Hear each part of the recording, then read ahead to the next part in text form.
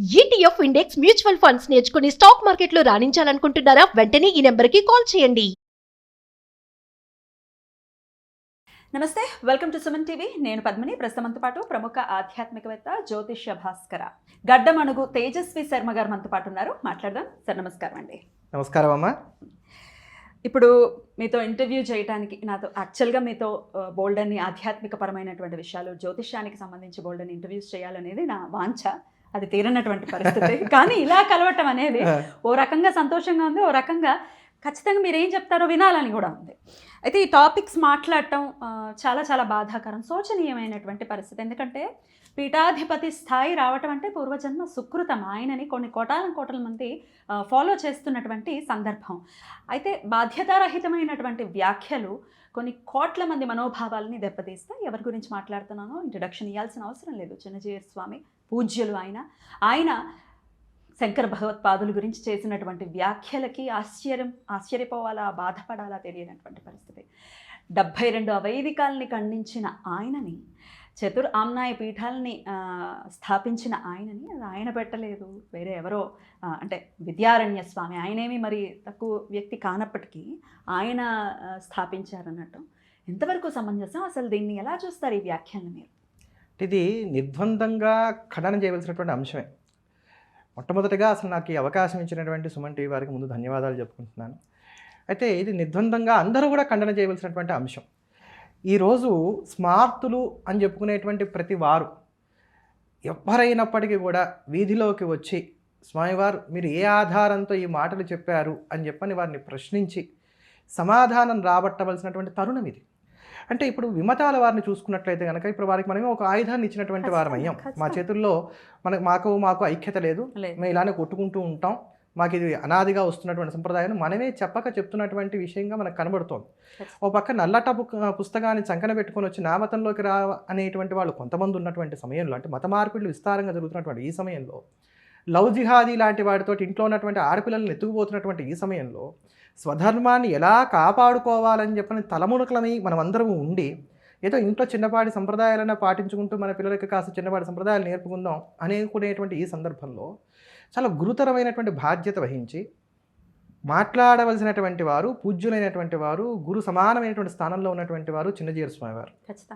కానీ వారు దానికి చాలా భిన్నంగా, వ్యతిరేకంగా సమాజంలో స్మార్త వైష్ణవ విద్వేషాలు రెచ్చగొట్టేటువంటి విధంగా రెండు సంప్రదాయాలను విడదీసేటువంటి వ్యాఖ్యలు చేయడం అనేది నిజంగా గర్హించవలసినటువంటి అంశం. ఇది మొదటిసారి కాదేమోనండి. ఇది మొదటిసారి కాదు. అంటే వివాదాస్పద వ్యాఖ్యలు చేయడం అనేది ఆదిగా వారికి వస్తున్నటువంటిదే. కొంతమంది నన్ను అడుగుతున్నటువంటి మాట ఏంటంటే, మీలో మీరు ఇలా మాట్లాడుకుంటూ ఉన్నట్లయితే మనం బయట వారికి ఆయుధంగా మారమా? ఎందుకు వారు ఏదో వ్యాఖ్య చేశారనుకుని ఏదో పెద్దవారు అని చెప్పి వదిలేయచ్చు కదా. ఇది చాలా మంది అడిగేటువంటి మాట కూడా. ఇప్పుడు నన్ను మీరు తిట్టారమ్మా, నేను వదిలేస్తాను, వాళ్ళ ఎవరి పాపాన వాళ్ళు పోతారని చెప్పి నేను ఇప్పుడు వదిలేస్తాను. వదిలేస్తే చూసే వాళ్ళకి ఏమవుతుంది? ఇది నేను అంగీకరించినట్టుగా కనబడుతుంది వాళ్ళకి. ఇంకోటి, ఖండన చేయకుండా ఇలా వదిలేస్తే తర్వాత తరాల వారికి ఇది నిజమేమో అని అనిపించవచ్చు. ఇప్పుడు చూడండి, పాత సినిమాలు కనుక మనం చూసుకున్నట్లయితే, ఇప్పుడు లవకుశ సినిమా ఉంది, వాళ్ళు ఆధారం చేసుకుంది ఆనందరామాయణాన్ని. ఆనందరామాయణంలో ఆ చిన్నపాటి ఒక కథ లైన్ ఉంది, దాన్ని తీసుకుని వాళ్ళు డెవలప్ చేసుకున్నారు. కానీ లవకుశ సినిమాలో చూపించినటువంటి ఈ లవకుశలు రామచంద్రమూర్తితో యుద్ధం చేయడం ఏది కూడా వాల్మీకి రామాయణంలో లేవు. దాన్ని ఆ రోజుల్లో ఎవరు ఖండన చేయలే. దాంట్లో ఉన్నటువంటి పద్యాలు, పాటలు అవన్నీ కూడా రామభక్తి పెంపొందింపేటువంటి విధంగా ఉన్నాయి కనుక అందరూ కూడా దాన్ని ఆస్వాదించాలి, చక్కగా సాగిపోయింది. ఇప్పుడున్న తరాల పిల్లలకి ఏమవుతుంది? నిజంగానే రాముడితో లవకుశలు యుద్ధం చేశారనుకుంటున్నారు. అందుకని ఇట్లా మనం ఉపేక్ష చేసామనుకోండి, అంటే నేను ఉదాహరణకి చెప్పాను ఇందాక ఆ సినిమా అనేటువంటిది, ఇలా ఉపేక్ష చేసుకుంటూ వెళ్ళిపోతే ఇలా ప్రతిదీ కూడా ఇదే అయిపోతుంది. దానికి తగ్గట్టుగా ఒకసారి కనుక మనం ప్రశ్నించలేదనుకోండి, రెండోసారికి మనమే అవకాశం ఇచ్చినటువంటి వారం అవుతాం. అదే ఇందాక మీరు అడిగింది, ఇది మొదటిసారి కాదేమో అని అన్నారు మీరు. అంటే వారు మొదటి నుంచి కూడా ఏదో ఒక వ్యాఖ్య చేయటం, దాని ద్వారా వారు బాగా హైలైట్ అవ్వడానికి ప్రయత్నం చేయడం, ఇది మరి బహుశా వారి ప్రణాళిక ఏమో అని చెప్పి నేను అనుకుంటున్నాను. ప్రణాళిక అనుకోవచ్చు. ఎందుకంటే ఇప్పుడు సమతామూర్తిని వారు స్థాపన చేశారు. సమతామూర్తిని మేము స్థాపన చేశాం కనుకే స్మార్తులందరూ కూడా రగిలిపోతున్నారు అనుకునేటువంటి మాటని లోకంలోకి తేవడం కోసం అని చెప్పని అది ఏమన్నా కుట్రగా కుతంత్రంగా చేసి ఉండొచ్చు. ఎందుకంటే సమతామూర్తిని స్థాపన చేసినప్పుడు నిజంగా అందరం కూడా సంతోషపడ్డాం.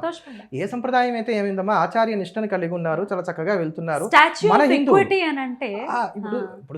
ఇప్పుడు స్టాచ్యూ ఆఫ్ ఈక్వాలిటీ అని అన్నారు, సమతామూర్తి అని అన్నారు. సరే, అక్కడ సమానత్వం చూపెడుతున్నారు లేదా తర్వాత దాని గురించి చెప్తాను.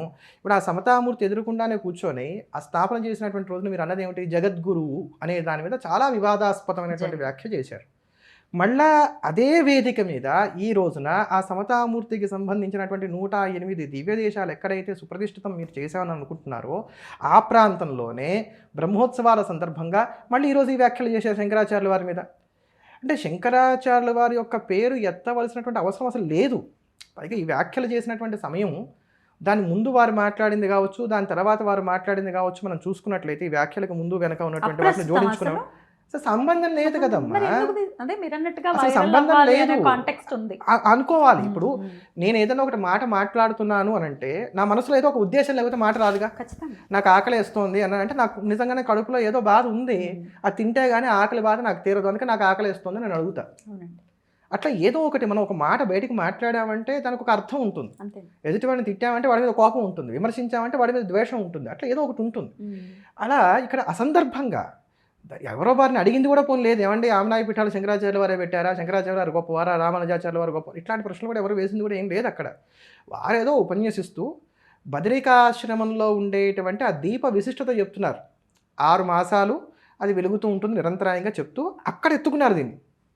అసలు అక్కడ చెప్పాల్సిన అవసరం లేదు. దివ్య దేశాల్లో ఒకటి నారాయణ అష్టాక్షరి ప్రభవించినటువంటి చోటు, మన రామానుజ సంప్రదాయానికి సంబంధించినటువంటి వారికి మరింత విశిష్టమైనటువంటి క్షేత్రం. ఇలా వారు ఎంతైనా చెప్పుకోవచ్చు, రామానుజ వైభవం చెప్పుకోవచ్చు, ఆళ్వార్ల వైభవం చెప్పుకోవచ్చు, అక్కడ ఉన్న 108 దివ్య దేశాల వైభవాలు ఎంతైనా చెప్పవచ్చు.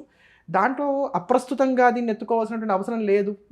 అయినా ఎత్తుకున్నారని అంటే వారికి ఏదో దురుద్దేశమో కుట్రో లేకపోతే ఏదో ఒక వివాదం చేయాలనో లేకపోతే రెచ్చగొట్టాలనో, రెచ్చగొట్టిన తర్వాత స్మార్తులందరూ మాట్లాడుతున్నట్లయితే చూసావా స్మార్తులు వైష్ణవుల మీద పడి ఏడుస్తున్నారు అనేటువంటి భావాన్ని సమాజంలోకి జొప్పించడం కోసమనో ఏవో ఒకటి అయి ఉండాలి కదా. లేకపోతే చరిత్రని వక్రీకరణ చేస్తూ అలవోకగా సత్యదండం పట్టుకుని అన్ని అసత్యాలు చెప్పాల్సిన అవసరం ఏమొచ్చింది, లేదు కదా. విద్యారణ్య స్వామిని అన్నటువంటి లైన్లో ఆయన ఒక గైడ్గా కూడా అభివర్ణించారు. దీని గురించి వాట్ ఈస్ యువర్, గైడ్ అంటాం అనే దాన్ని నిజంగా గర్హించాలి. ఒక సందర్భంలో అంటే కొన్ని మాటలు ఏమవుతాయంటే అండి, వారు ఏ ఉద్దేశంతో చెప్తారో తెలియదు కానీ కొంత సంప్రదాయాల్లో ఉన్నటువంటి వారికి అవి కొంచెం గుచ్చుకునేటువంటి విధంగా ఉంటాయి. ఎట్లా అంటే దీని గురించి నేను చెప్తాను, ఈ గైడ్ అనే దాని గురించి చెప్తూ కూడా చెప్తాను. హాలాహల భక్షణ సందర్భాన్ని వారు తీసుకొని ఏమన్నారనంటే, దేవతలు ప్రార్థన మేరకు ఆయన హాలాహల భక్షణం చేయడానికి పూనుకున్నప్పుడు అమ్మవారి వంక చూశారు. చూస్తే ఏం కాదులే ఓయ్ తినని చెప్పని అమ్మవారు అన్నారు. ఆవిడ మోడ్రన్ లేడీ. ఇప్పుడు ఈ మోడ్రన్ లేడీ అంటే వారి కాంటెస్ట్ ఏంటంటే అమ్మవారు ఆదర్శమూర్తి అని చెప్పడం అనేది వారి ఉద్దేశం అయి ఉండొచ్చు బహుశా. కానీ అక్కడ పదం సర్వమంగళ గురించి వారు ప్రస్తావన చేసింది ఏంటంటే మోడ్రన్ లేడీ. మీరు ఇప్పటికి కూడా యూట్యూబ్లో ఉంది, చూడండి. మోడ్రన్ లేడీ ఈయన వెళ్ళేసరికి అచ్యుతాయ నమః కేశవాయ నమః మొత్తం ఆయన తాగేశారు. ఎవరు హలాహలనంతా విష్ణువే స్వీకరించేశాడు. అదేమిటో ఇప్పుడు మా ఆవిడకి చెప్పొచ్చాను నేను, మరి ఇప్పుడు నా పరువేం కావాలంటే పర్వాలేదులే నా చేతికి కాస్తుంది, ఇది నువ్వు స్వీకరించు అని చెప్పని విష్ణుమూర్తి ఇచ్చాడు. ఇస్తే దాన్ని ఆయన స్వీకరించిన గొంతు పట్టుకొని అది లోపలికి వెళ్ళకుండా ఆపాడు. అంటే అసలు ఈ కథ అసలు ఏ పురాణం ఏ ఆధారంలో ఉంది? వ్యాసప్రోక్తమైనటువంటి భాగవతంలో కావచ్చు, మిగతా పురాణాల్లో కావచ్చు, అసలు ఎక్కడా మనకు కనబడదు. అంటే వీరికంటూ ఒక ప్రత్యేకమైనటువంటి కథ, కార్ఖానా, కమీషు, వ్యవహారం ఉంటాయి. ఇది నేను ఎందుకు చెప్పి తర్వాత విద్యారణ్యుల గురించి చెప్తున్నానంటే, వీరు చరిత్రను ఇప్పుడు వక్రీకరణ చేశారు. అంటే పురాణాలు వక్రీకరణ చేస్తున్నారు, చరిత్రని వక్రీకరణ చేస్తున్నారు. అంతటి పూజ్యమైనటువంటి స్థానంలో ఉండి ఎందుకు ఇలా చేస్తున్నారు నాకు అర్థం కావట్లేదు. నేను జిఆర్ స్వామి వారిని ఎక్కడ వ్యక్తిగతంగా నేను ద్వేషించట్లేదు, విమర్శించట్లేదు. వారంటే నాకు చాలా భక్తి ఉంది. చాలామందికి తెలియనటువంటి అంశం ఏంటంటేనమ్మా, మైత్రేయ శాఖ అని ఒకటి ఉంది వేద శాఖల్లో. అది అంతరించిపోతుంటే దాన్ని కాపాడారు ఆయన. ఆ మైత్రేయ శాఖని చక్కగా ఉజ్జీవింపజేశారు. ఇప్పటికి కూడా సామాజికమైనటువంటి సేవా కార్యక్రమాలు ఎన్నో చేస్తున్నారు వారు. వాటి పరంగా మనం అందరం కూడా వారికి నమస్కారం చేయవలసింది. అంతేకాకుండా కాషాయం కట్టినంత మాత్రం నారాయణ స్వరూపులు అని చెప్పని మనకి శాస్త్రం చెప్తున్నటువంటి మాట, కాషాయ దండ మాత్రమే ఇది సాక్షాత్ నారాయణో భవేత్ అని చెప్పని, కనుక కూడా వారికి నమస్కారం చేస్తాం. అట్లా అని చెప్పని చరిత్రని మనకి పురాణాలని వీటన్నిటిని కూడా వక్రీకరణ చేసి చెప్తూ ఒప్పుకోలేం అమ్మవారిని కదా. Modern Modern lady lady. అనగానే ఇప్పుడు నిత్యం తెల్లవారు లేచి త్రిపుర సుందరిని ఉపాసన చేసేటువంటి మా ఓట్లకు ఏమనిపిస్తుంది ఎంత చివుక్కుమంటుంది మనసు. కదా. వీరు సన్యాసం తీసుకునేటప్పుడు ఎవరైనా సరే సన్యసించేటప్పుడు ఒక ప్రతిజ్ఞ చేస్తారండి. మేము సర్వభూతములకు అభయం ఇస్తున్నాం. అభయ వ్రతం ఒకటి ఉంది అక్కడ. సర్వభూతములకు అభయం ఉంటుంది. వారి వల్ల చీమకి కూడా హాని కలగకూడదు. మీరు చేసేది మనసు చేత కానీ వాక్కు చేత కానీ వాక్కు చేత. ఎవ్వరూ కూడా నొప్పింపబడకూడదు. మరి ఇప్పుడు వారి మాట్లాడిన మాటల వల్ల మరి ఇతర సంప్రదాయాల వారు నొచ్చుకుంటున్నట్టే లెక్క కదా. ఖచ్చితంగా చరిత్ర చూసుకుంటే వ్రతభంగం అవుతోంది. చరిత్ర చూసుకుంటే విద్యారణ్య స్వామి వారు భువనేశ్వరీదేవిని ఆరాధన చేసి భువనేశ్వరీదేవి యొక్క అనుగ్రహంతో వారి సంపదను పొందడానికి ప్రయత్నం చేశారు. నీకు ఈ జన్మలో సంపద లేదు నాయన, వచ్చే జన్మలో ఇస్తానంటే అమ్మవారు అది చాలా విస్తృతమైనటువంటి కథ ఒకటి మనకు కనబడుతుంది. అప్పుడు నేను దేశ రక్షణ కోసం ధర్మరక్షణ కోసం అని చెప్పని అడుగుతున్నా అని చెప్పని అమ్మవారిని ఆయన ప్రార్థన చేయడం, అమ్మవారు ఆయన అనుగ్రహించడం, అదంతా ఆయన జీవిత చరిత్రలో చాలా విస్తారంగా మనకు కనబడుతుంది. ఆయన తపస్సు చేయడం, ఆ తపస్సు చేసేటప్పుడు అమ్మవారు ఎలా అనుగ్రహించింది, ఆయన ఎంత తీక్షణంగా తపస్సు చేస్తే చాలా విస్తృతమైనటువంటి వర్ణనలు ఉన్నాయి వాటికి. అలా త్రిపుర ఆయన భువనేశ్వరి అనుగ్రహం చేత కర్ణాటక సింహాసనాన్ని వారు స్థాపన చేశారు. అందుకనే శృంగేరి యొక్క బిరుదావులలో కర్ణాటక సింహాసన స్థాపనాచారి అనేటువంటి బిరుదు వాళ్ళకి చాలా సుప్రదంగా మనకు కనబడుతోంది. ఆ సింహాసనాన్ని వారు స్థాపన చేసి విజయనగరాన్ని స్థాపించిన తర్వాత హరిహరరాయల్ని బుక్కరాయల్ని దానికి అధిపతులుగా నియమిస్తే వారు ఏమన్నారంటే, గురువుగారు మీరు పెట్టినటువంటి రాజ్య భిక్షది మాకు, అందుకోసం అని చెప్పని ఈ రాజచిహ్నాలన్నీ మీరే స్వీకరించండి, మీరే రాజ్యాన్ని చేయండి, మీ కింద మేము ఉండి మీరు చెప్పినట్టుగా రాజ్య పరిపాలన చేస్తామంటే, నాయన సన్యాసి రాజ్య పరిపాలన చేయకూడదు కనుక మీకు అండగా మేము ఉంటాం, మీరు రాజ్య పరిపాలన చేయండి అని చెప్పని వారు చెప్పారు. వారు గురువు గారి మీద ఉన్నటువంటి అభిమానం చేత హరిరాయలు బుక్కరాయలు వీరందరూ కూడా స్వామివారికి ఛత్రచామరాదులు కిరీటాదులు అవన్నీ కూడా సమర్పించారు. మీరు స్వీకరించబోతే మీరు స్వీకరించమన్నారు. అందుకు శిష్యవాత్సల్యం చేత వారు స్వీకరించారు కిరీటాదులన్నీ కూడా. అందుకని ఇప్పటికి కూడా మనం చూసుకుంటే శృంగేరి గురు పరంపరలో ఉన్నటువంటి పీఠారోహణ చేసినటువంటి పీఠాధిపతుల్లో విద్యారణ్యుల వారు 12వ వారు. అదే ఆనాటి నుండి నేటి వరకు కూడా దర్బారు సేవ అనేటువంటిది ఒకటి ప్రత్యేకంగా మనకి దసరా టైంలో మనకు కనబడుతూ వస్తుంది. శరన్నవరాత్రుల్లో ఆనాడు విద్యారణ్యులకి వారు బహుకరించినటువంటి కిరీటాదులు ఆహారాదులు ఛత్రచామరాది లాంఛనాలు ఏవైతే అప్పటి నుంచి అనుచానంగా వారు ధరిస్తూ వస్తున్నారు. నిత్యము సన్యసించినటువంటి వారు అవి ధరించరాదు కనుక, కాంచనానికి దూరంగా ఉండాలి కనుక శిష్యులకి ఇచ్చినటువంటి వరాన్ని దృష్టిలో పెట్టుకున్నటువంటి వారై వారిని అనుగ్రహించడం కోసం అని చెప్పని వారు ఆ సమయంలో అంతవరకే ధరిస్తారు. మీరు గమనిస్తే ఆ శారదా సన్నిధిలో ఉన్నంత వరకే ఉంటుంది, తర్వాత మళ్ళీ తీసేస్తారు వారు. ఎందుకు అనుకుంటాం, ఎందుకు లేదు, దానికి కారణం ఇది.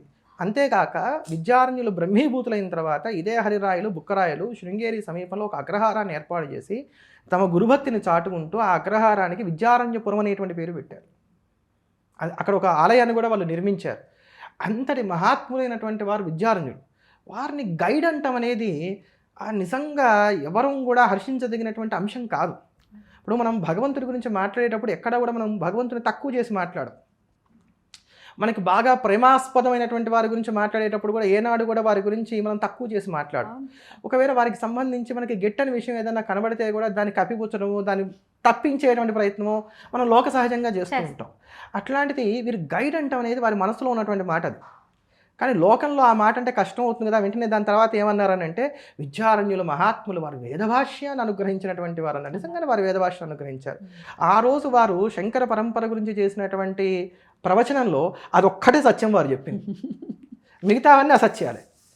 మన అమోఘ సత్యవచస్కుడైనటువంటి రామచంద్రమూర్తి మూలం ఉంటూ ఆ రామచంద్రమూర్తిని నిత్యం ఆరాధన చేసేటువంటి వారు అయి ఉండి రామచంద్రమూర్తి సాక్షిగా ఇన్ని అసత్యాలు పలకడం అంటే నిజంగా వారి పూర్వజన్మ ప్రారంభంగానే అది నేను భావన చేస్తాను. మరి దానివల్ల ఏం కలుగుతుంది, ఫలితం ఎలా ఉంటుంది అనేది దైవేచ్ఛ, దానికి మనకు సంబంధం లేదు.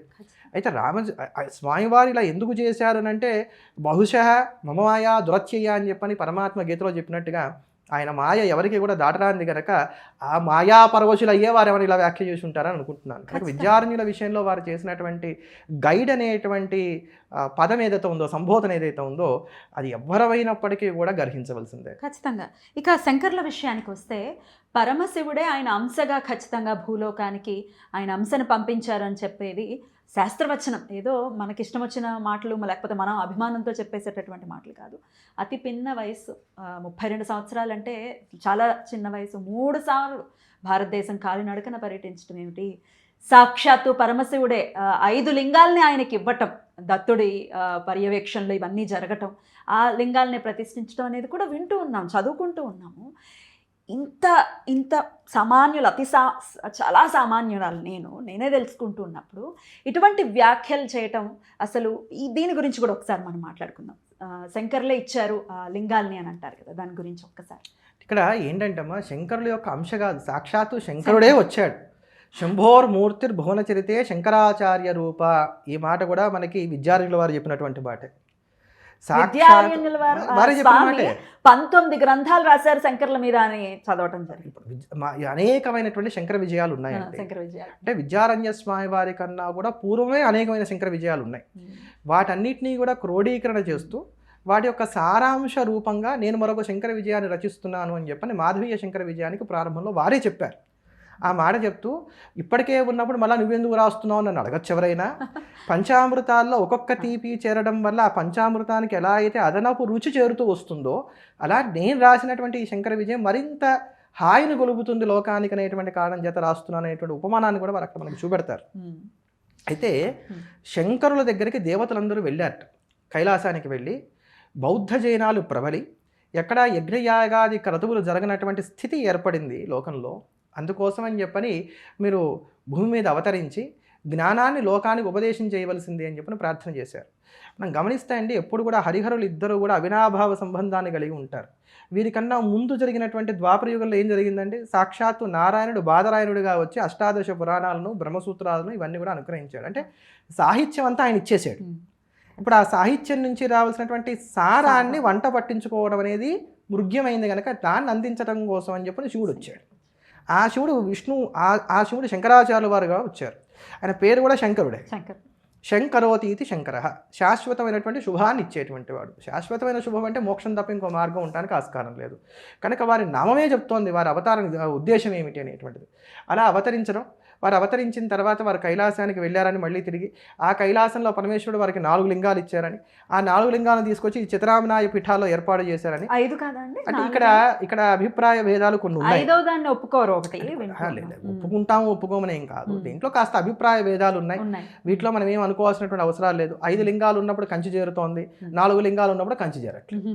సరే, కంచి ఉందా లేదా అనేటువంటి వివాదాన్ని మనం పక్కన పెట్టుకుంటే, కంచిని కలుపుకున్నా కూడా కలుపుకోకపోయినా కూడా నష్టం లేదు. ఎందుకంటే అందరూ కృషి చేస్తున్నటువంటిది అద్వైత సిద్ధాంతం కోసమే, అందరూ పూజిస్తున్నది చంద్రమౌళీశ్వరుణ్ణే, అందరూ ఆరాధన చేస్తున్నటువంటిది పరదేవతనే, అందరూ కూడా ఒప్పుకుంటున్నటువంటిది హరిహరాద్వైతాన్నే. అలాంటప్పుడు ఇంకా దాంట్లో మనకేం పెద్దగా ఇబ్బందులు పడాల్సినటువంటి అవసరాలు లేవు. అలా వారు తీసుకొచ్చారని ఆ సందర్భంలోనే సౌందర్యలహరి వారు భూలోకానికి తీసుకొచ్చారని చెప్పని మహాస్వామి వారు చెప్పినటువంటి మాట. అయితే ఆ సౌందర్యలహరిని తీసుకొస్తున్నప్పుడు ఇదంతా భూలోకానికి వెళ్ళిపోతే కష్టమని చెప్పని నందీశ్వరుడు అడ్డగించాడని, కొంత భాగాన్ని వారు స్వీకరించారని. అందుకని సౌందర్యలహరిలో ఉండేటువంటి మొదటి భాగం ఏదైతే ఉందో అదంతా కూడా మంత్రభాగంగా ఉంటాం, తర్వాతి భాగం అంతా కూడా శంకరులు తాము పూరణ చేశారని. అందుకని ఇదంతా కూడా అమ్మవారి యొక్క పాదాది కేశాంత వలనగా సాగింది అనేటువంటి మాట మనకి కొంతమంది వ్యాఖ్యానకారులు దానికి రాసినటువంటి దాంట్లో చెప్పేటువంటి మాట. అయితే దానికి ప్రమాణాలు మనకి లేవు, అనుశ్రుతంగా వస్తోంది అని అంటే ఎవరో తమ అనుభవంలో తెలుసుకొని ఉండాలి. ఇప్పటికే మనం పోగొట్టుకున్న సాహిత్యం చాలా ఉంది కనుక వారి అనుభవంలో ఏదో ఒక గ్రంథంలో చూసుంటారు, చెప్పుంటారు. అట్లా కైలాసం నుంచే అవి వచ్చాయి. వారి యొక్క అష్టోత్తరంలో కూడా ఆ నామం ఉంటుంది. కైలాస సంప్రాప్త చంద్రమౌళీశ్వర పూజకాయ నమః అనుకుంటా, ఒకవేళ నేను తప్పు కాకపోతే ఆ నామం దానికి అర్థం ఇంచుమించుగా అలానే వస్తుంది. అంతేకాక వీటితో పాటు రత్నగర్భ గణపతిని కూడా ఇచ్చారు ఈశ్వరుడు. అందుకని మీరు శృంగేరి వెళ్తే అక్కడ చంద్రమౌళీశ్వరుడితో పాటు రత్నగర్భ గణపతి మనకి దర్శనమిస్తారు. మీరు ఎప్పుడైనా సరే, మనకి ఇవాళ రేపు లైవ్లో కూడా మనకు కనబడుతోంది శృంగేరి శ్రీవారు చక్కగా శుక్రవారం పూట స్వామివారి చంద్రమౌళీశ్వర పూజ శ్రీచక్రార్చన అని మనకు కనబడుతుంటే అప్పుడు చూడండి వారు ముందు గణపతికి పూజ చేస్తారు. ఆ గణపతి రత్నగర్భ గణపతి, కైలాసం నుంచి వచ్చినటువంటి గణపతి. ఆ రత్నగర్భ గణపతి యొక్క అనుష్ఠానం వలనే అక్కడికి వచ్చేటువంటి, అంటే శృంగేరి మహాసంస్థానం అంటున్నాం, అక్కడికి వచ్చేటువంటి వారందరూ కూడా నిరతానదానాలు కావచ్చు, ఇవన్నీ కావచ్చు హాయిగా సాగుతున్నాయి అని చెప్పని, సిద్ధి బుద్ధి అవన్నీ వారి వలనే కలుగుతున్నాయని చెప్పని ప్రతీతి. అందుకే ఆ రత్నగర్భ గణపతిని, ఆ చంద్రమౌళీశ్వర లింగాన్ని వారు కైలాసం నుంచి తీసుకొచ్చారు. అయితే మిగతా పీఠాల్లో కేవలం చంద్రమౌళీశ్వర లింగాలే ఉన్నాయి కానీ రత్నగర్భ గణపతి లేదు. శృంగేరి ఎందు మాత్రమే ఇది మనం విద్యమానంగా దర్శనం చేయడానికి అవకాశం ఏర్పడుతుంది. అందుకని చెప్పని వారు కైలాసం నుంచి తీసుకొచ్చారు చంద్రమౌళీశ్వర లింగాలు అనేది వాస్తవమే. సాక్షాత్తు శంకరుడే కైలాసానికి వెళ్ళి వారి యొక్క బింబ ప్రతిబింబంలాగా ఇంకో ఉన్నటువంటి శంకరుడి దగ్గర సంభాషణ చేసి అక్కడ ఉన్నటువంటి ఆ 4 లింగాలు తీసుకొచ్చారని మనం భావన చేయొచ్చు. 4 అయితే 4, 5 అవుతాయి. ఇక చతురామ్నాయ పీఠాలు ఏవైతే ఉన్నాయో అవి ఖచ్చితంగా శంకరులు స్థాపన చేయలేదు అని చాలా కాన్ఫిడెంట్గా చెప్పేశారు ఆయన. ఏం చెప్తారు దీనికి? అంటే కాన్ఫిడెంట్గా అబద్ధాలు చెప్పొచ్చు అనేది వారిని చూసి మనం తెలుసుకోవాలి. అప్పుడు అంటే అబద్ధం వా సుబద్ధం వా కుంతిపుత్రో వినాయక అని చెప్పని ఒక మాట ఉంది. అంటే నువ్వు అబద్ధం చెప్పు, ఎలా అన్నా చెప్పు, నువ్వేమన్నా అనుకో, కుంతిపుత్రుడు వినాయకుడు అంటే వినాయకుడే. ఇప్పుడు వారి ఫాలోవర్స్ కూడా అలానే ఉన్నారు. వాళ్ళ ఫాలోవర్స్ కూడా అలానే ఉన్నారు. వారు ఎప్పుడు ప్రస్తావన చేసినామా శంకరాచార్య వారి విషయంలో వారు 32 ఏళ్ళే జీవించారనే దాన్ని ఒత్తి చెప్తూ ఉంటారు. మరి ఎందుకు చెప్తారో నాకు తెలియదు. రామానుజులు 100 ఏళ్ళు జీవించారు, శంకరులు 32 ఏళ్ళు జీవించారు అనేటువంటి కంపారిజేషన్ ఎక్కువగా కనబడుతూ వస్తుంది. అయితే ఇటీవల వీరు చేసిన వ్యాఖ్యలో మాత్రం రామానుజుల పేరు కాకపోయినా శంకరాచార్య వారు 32 ఏళ్ళే జీవించారనే మాట మళ్ళా కూడా నొక్కే చెప్పారు. అంటే వయసుకి సిద్ధాంతానికి జ్ఞానానికి అసలు సంబంధం అయితే లేదు. ఇప్పుడు అదే చెప్తున్నాను, ధ్రువుడు కావచ్చు, ప్రహ్లాదుడు కావచ్చు, వీరందరికీ కూడా భగవంతుడు సాక్షాత్కరించినప్పుడు వాళ్ళేమో పండు ముసలుడు గారు. అందుకని చెప్పండి, మరి వయసుతో ఏమి సంబంధమో నాకు ఈ రోజు కూడా నాకు అర్థం కావట్లేదు. అయితే శంకరాచార్యుల వారు హిమాలయాలకు వెళ్ళిపోయారు, అక్కడికి వెళ్ళి వారు అంతర్హితులు అయిపోయారు, మళ్ళీ తిరిగి రాలేదు కనుక ఈ పీఠాలు వారు ఏర్పాటు చేయలేదు. తర్వాత వచ్చినటువంటి విద్యారణ్యులు ఈ పీఠాలు ఏర్పాటు చేశారని వారు చెప్పారు. కానీ చరిత్ర కనుక మనం చూసుకున్నట్లయితే శృంగేరి జగద్గురు పరంపరలో 12వ పీఠాధిపతులు విద్యారణ్యులు. శంకరాచార్యుల వారే పీఠాన్ని ఏర్పాటు చేయకపోతే వీరు 12వ వారు ఎలా అవుతారు? ఇది ఎలాంటిదంటే నా నుంచి కొడుకు పుట్టలేదు, నా కొడుకు కడుపునే నేను పుట్టాను లాంటిది. కానీ ఇది సాధ్యపడేటువంటి అంశం కాదు. అయితే ఇక్కడ ఈ వ్యాఖ్యల్లోనే వారు ఇంకో మాట ఏం చేశారంటే విద్యారణ్యులు మహాపండితులు, వారు వేదములకు భాష్యమును రచించారు అని చెప్పని వారిని పొగిడారు. అంటే విద్యారణ్యులు మహాత్ములను అంగీకరించారు, అదొకటే వారు చెప్పినటువంటి సత్యం కూడా. ఆ విద్యారణ్యులు రాసినటువంటి మాధవీయ శంకర విజయంలోనే శంకర భగవత్పాదాచార్యుల వారు చతురామ్నాయ పీఠములను ఏర్పాటు చేశారనే దానికి చక్కటి ప్రమాణాలు మనకు కనబడుతున్నాయి.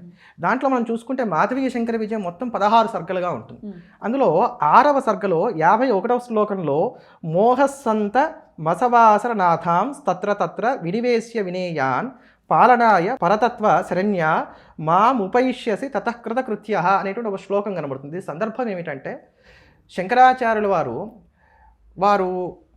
బదరికాశ్రమానికి వెళ్ళి బదరికాశ్రమంలో ప్రస్థానత్రయానికి భాష్యం రాసిన తర్వాత ఆ పాఠం చెప్పడం కోసమని కాశీకి వచ్చి కాశీలో ఉన్నటువంటి శిష్యులందరికీ పాఠం చెప్తూ ఉంటారు.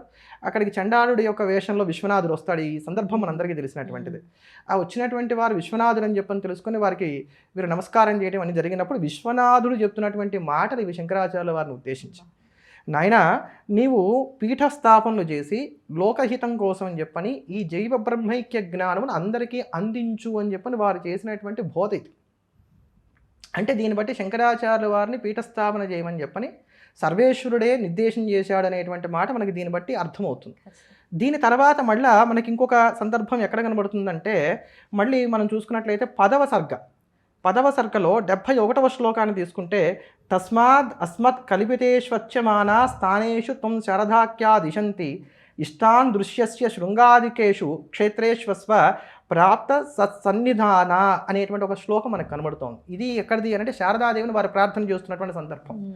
మండన మిశ్రుడి యొక్క భార్య ఉభయభారతీదేవి, ఆవిడ సాక్షాత్తు సరస్వతీదేవి శాపవశాన భూలోకాన్ని అవతరించింది అని చెప్పని ఆ వృత్తాంతం అంతా కూడా ఇక్కడ ఈ 10వ సర్గలో చాలా విస్తారంగా మనకు కనబడుతుంది. మండన మిశ్రుడి వాదనలో ఓడిపోయిన తర్వాత ఆవిడ తన అవతార పరిసమాప్తి చేసి స్వస్థానానికి వెళ్తున్నప్పుడు వారు అమ్మవారిని ప్రార్థన చేస్తున్నటువంటి అంశం, నేను భవిష్యత్తులో శృంగేరి మొదలైనటువంటి క్షేత్రాల్లో స్థాపన చేయబోయేటువంటి పీఠాలలో నువ్వు విద్యమానంగా ఉండి అందరినీ అనుగ్రహించాలి. దానికి ఆ తల్లి తదేతి తదాస్తు అని పలికి అంతర్హితురాలైంది. అంటే దీన్ని బట్టి కూడా వారికి ప్రణాళిక ఒకటి ఉంది. శివుడి యొక్క ఆజ్ఞ కలిగింది, తర్వాత వారు శారదాంబను ఆశ్రయించారు, శారదాంబ దానికి తదాస్తు అని చెప్పని అనుగ్రహ వాక్యాలు పలికింది.